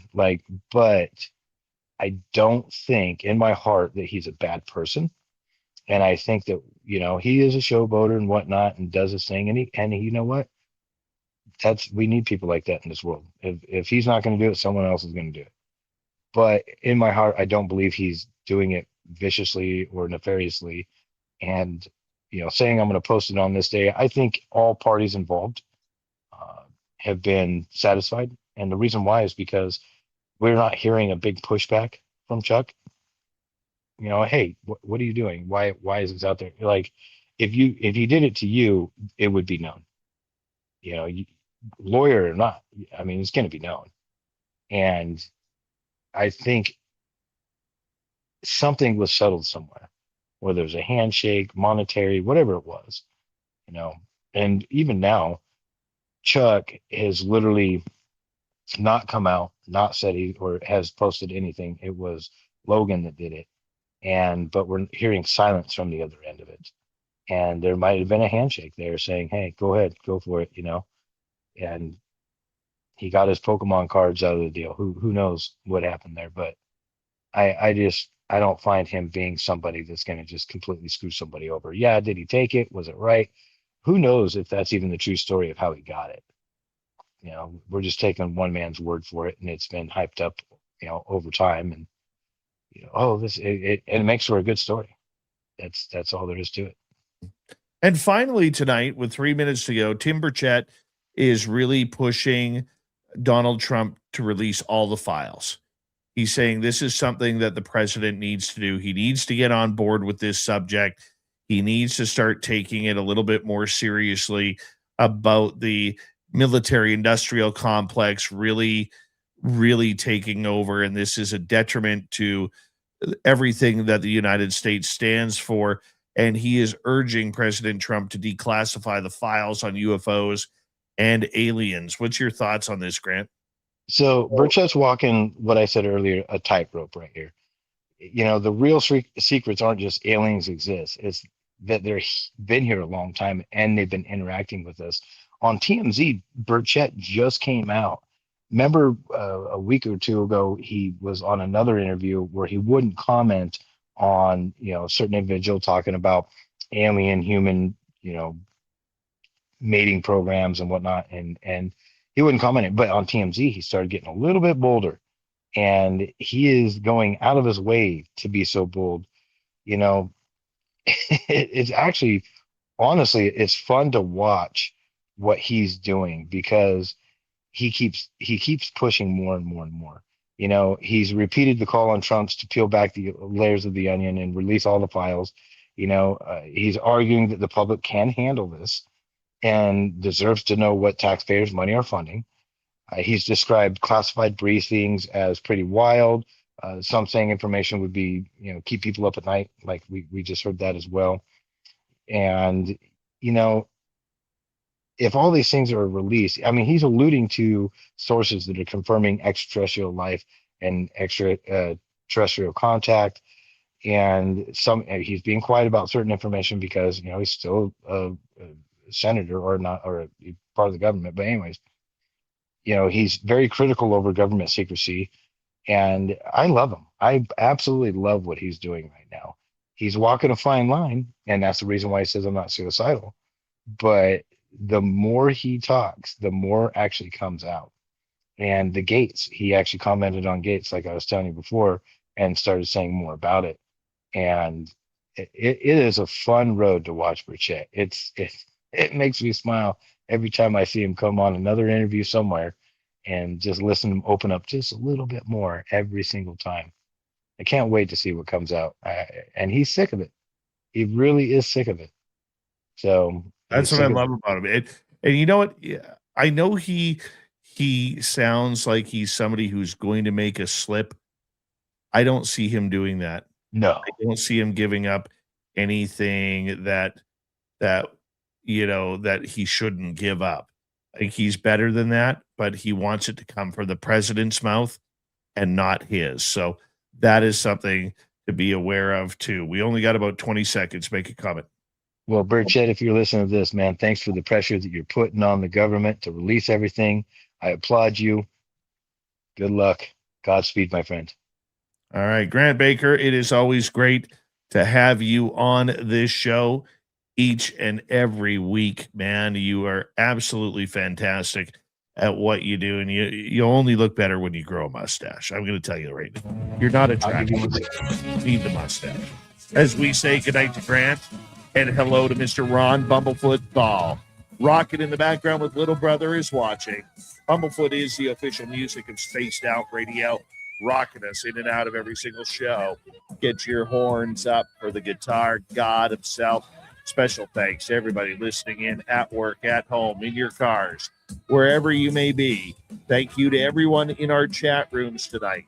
YouTube, Twitch, LGAP, Facebook, Spreaker, LinkedIn, the Space Travelers Club, and on X at hashtag Spaced Out Radio.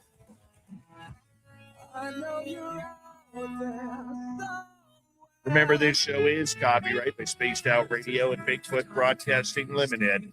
Thank you so much for choosing to share your evening with us, because together, my friends, we're watching. We own the night. Mr. Bumblefoot, we need a favor. We need you to take us home.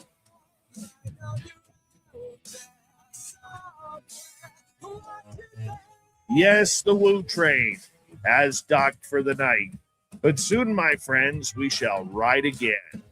Your seats are always available. Your tickets never expire. And if you want to bring a friend, we've got room for them too. Good night, everybody.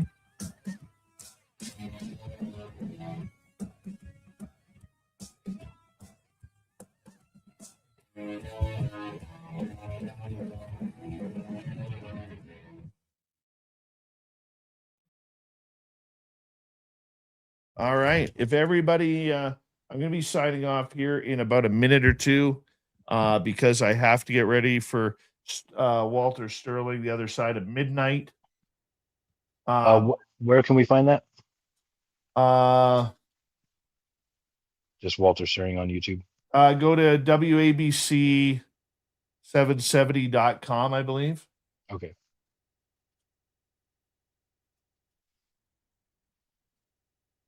Because I'm going to go over there. I'm going to be Mr. Hecklefish tonight. I'm lying. All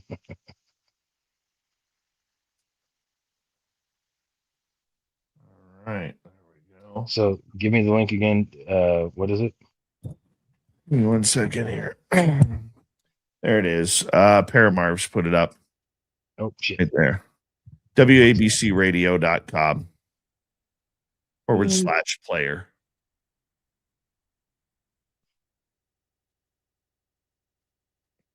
Okay, I'm in.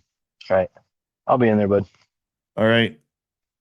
Love you. Have a good night, brother. And I'll talk to you soon. Hey, buddy. How you doing? Yeah.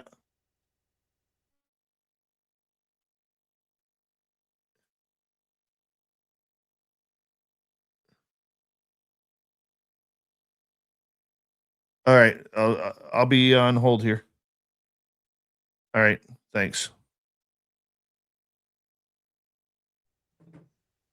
That was all right, guys. On that note, I'm going to sign off on this side, and we'll see you all very, very soon. Grant, thank you very much for the love, buddy. Yeah, I love you, brother. Have a good night.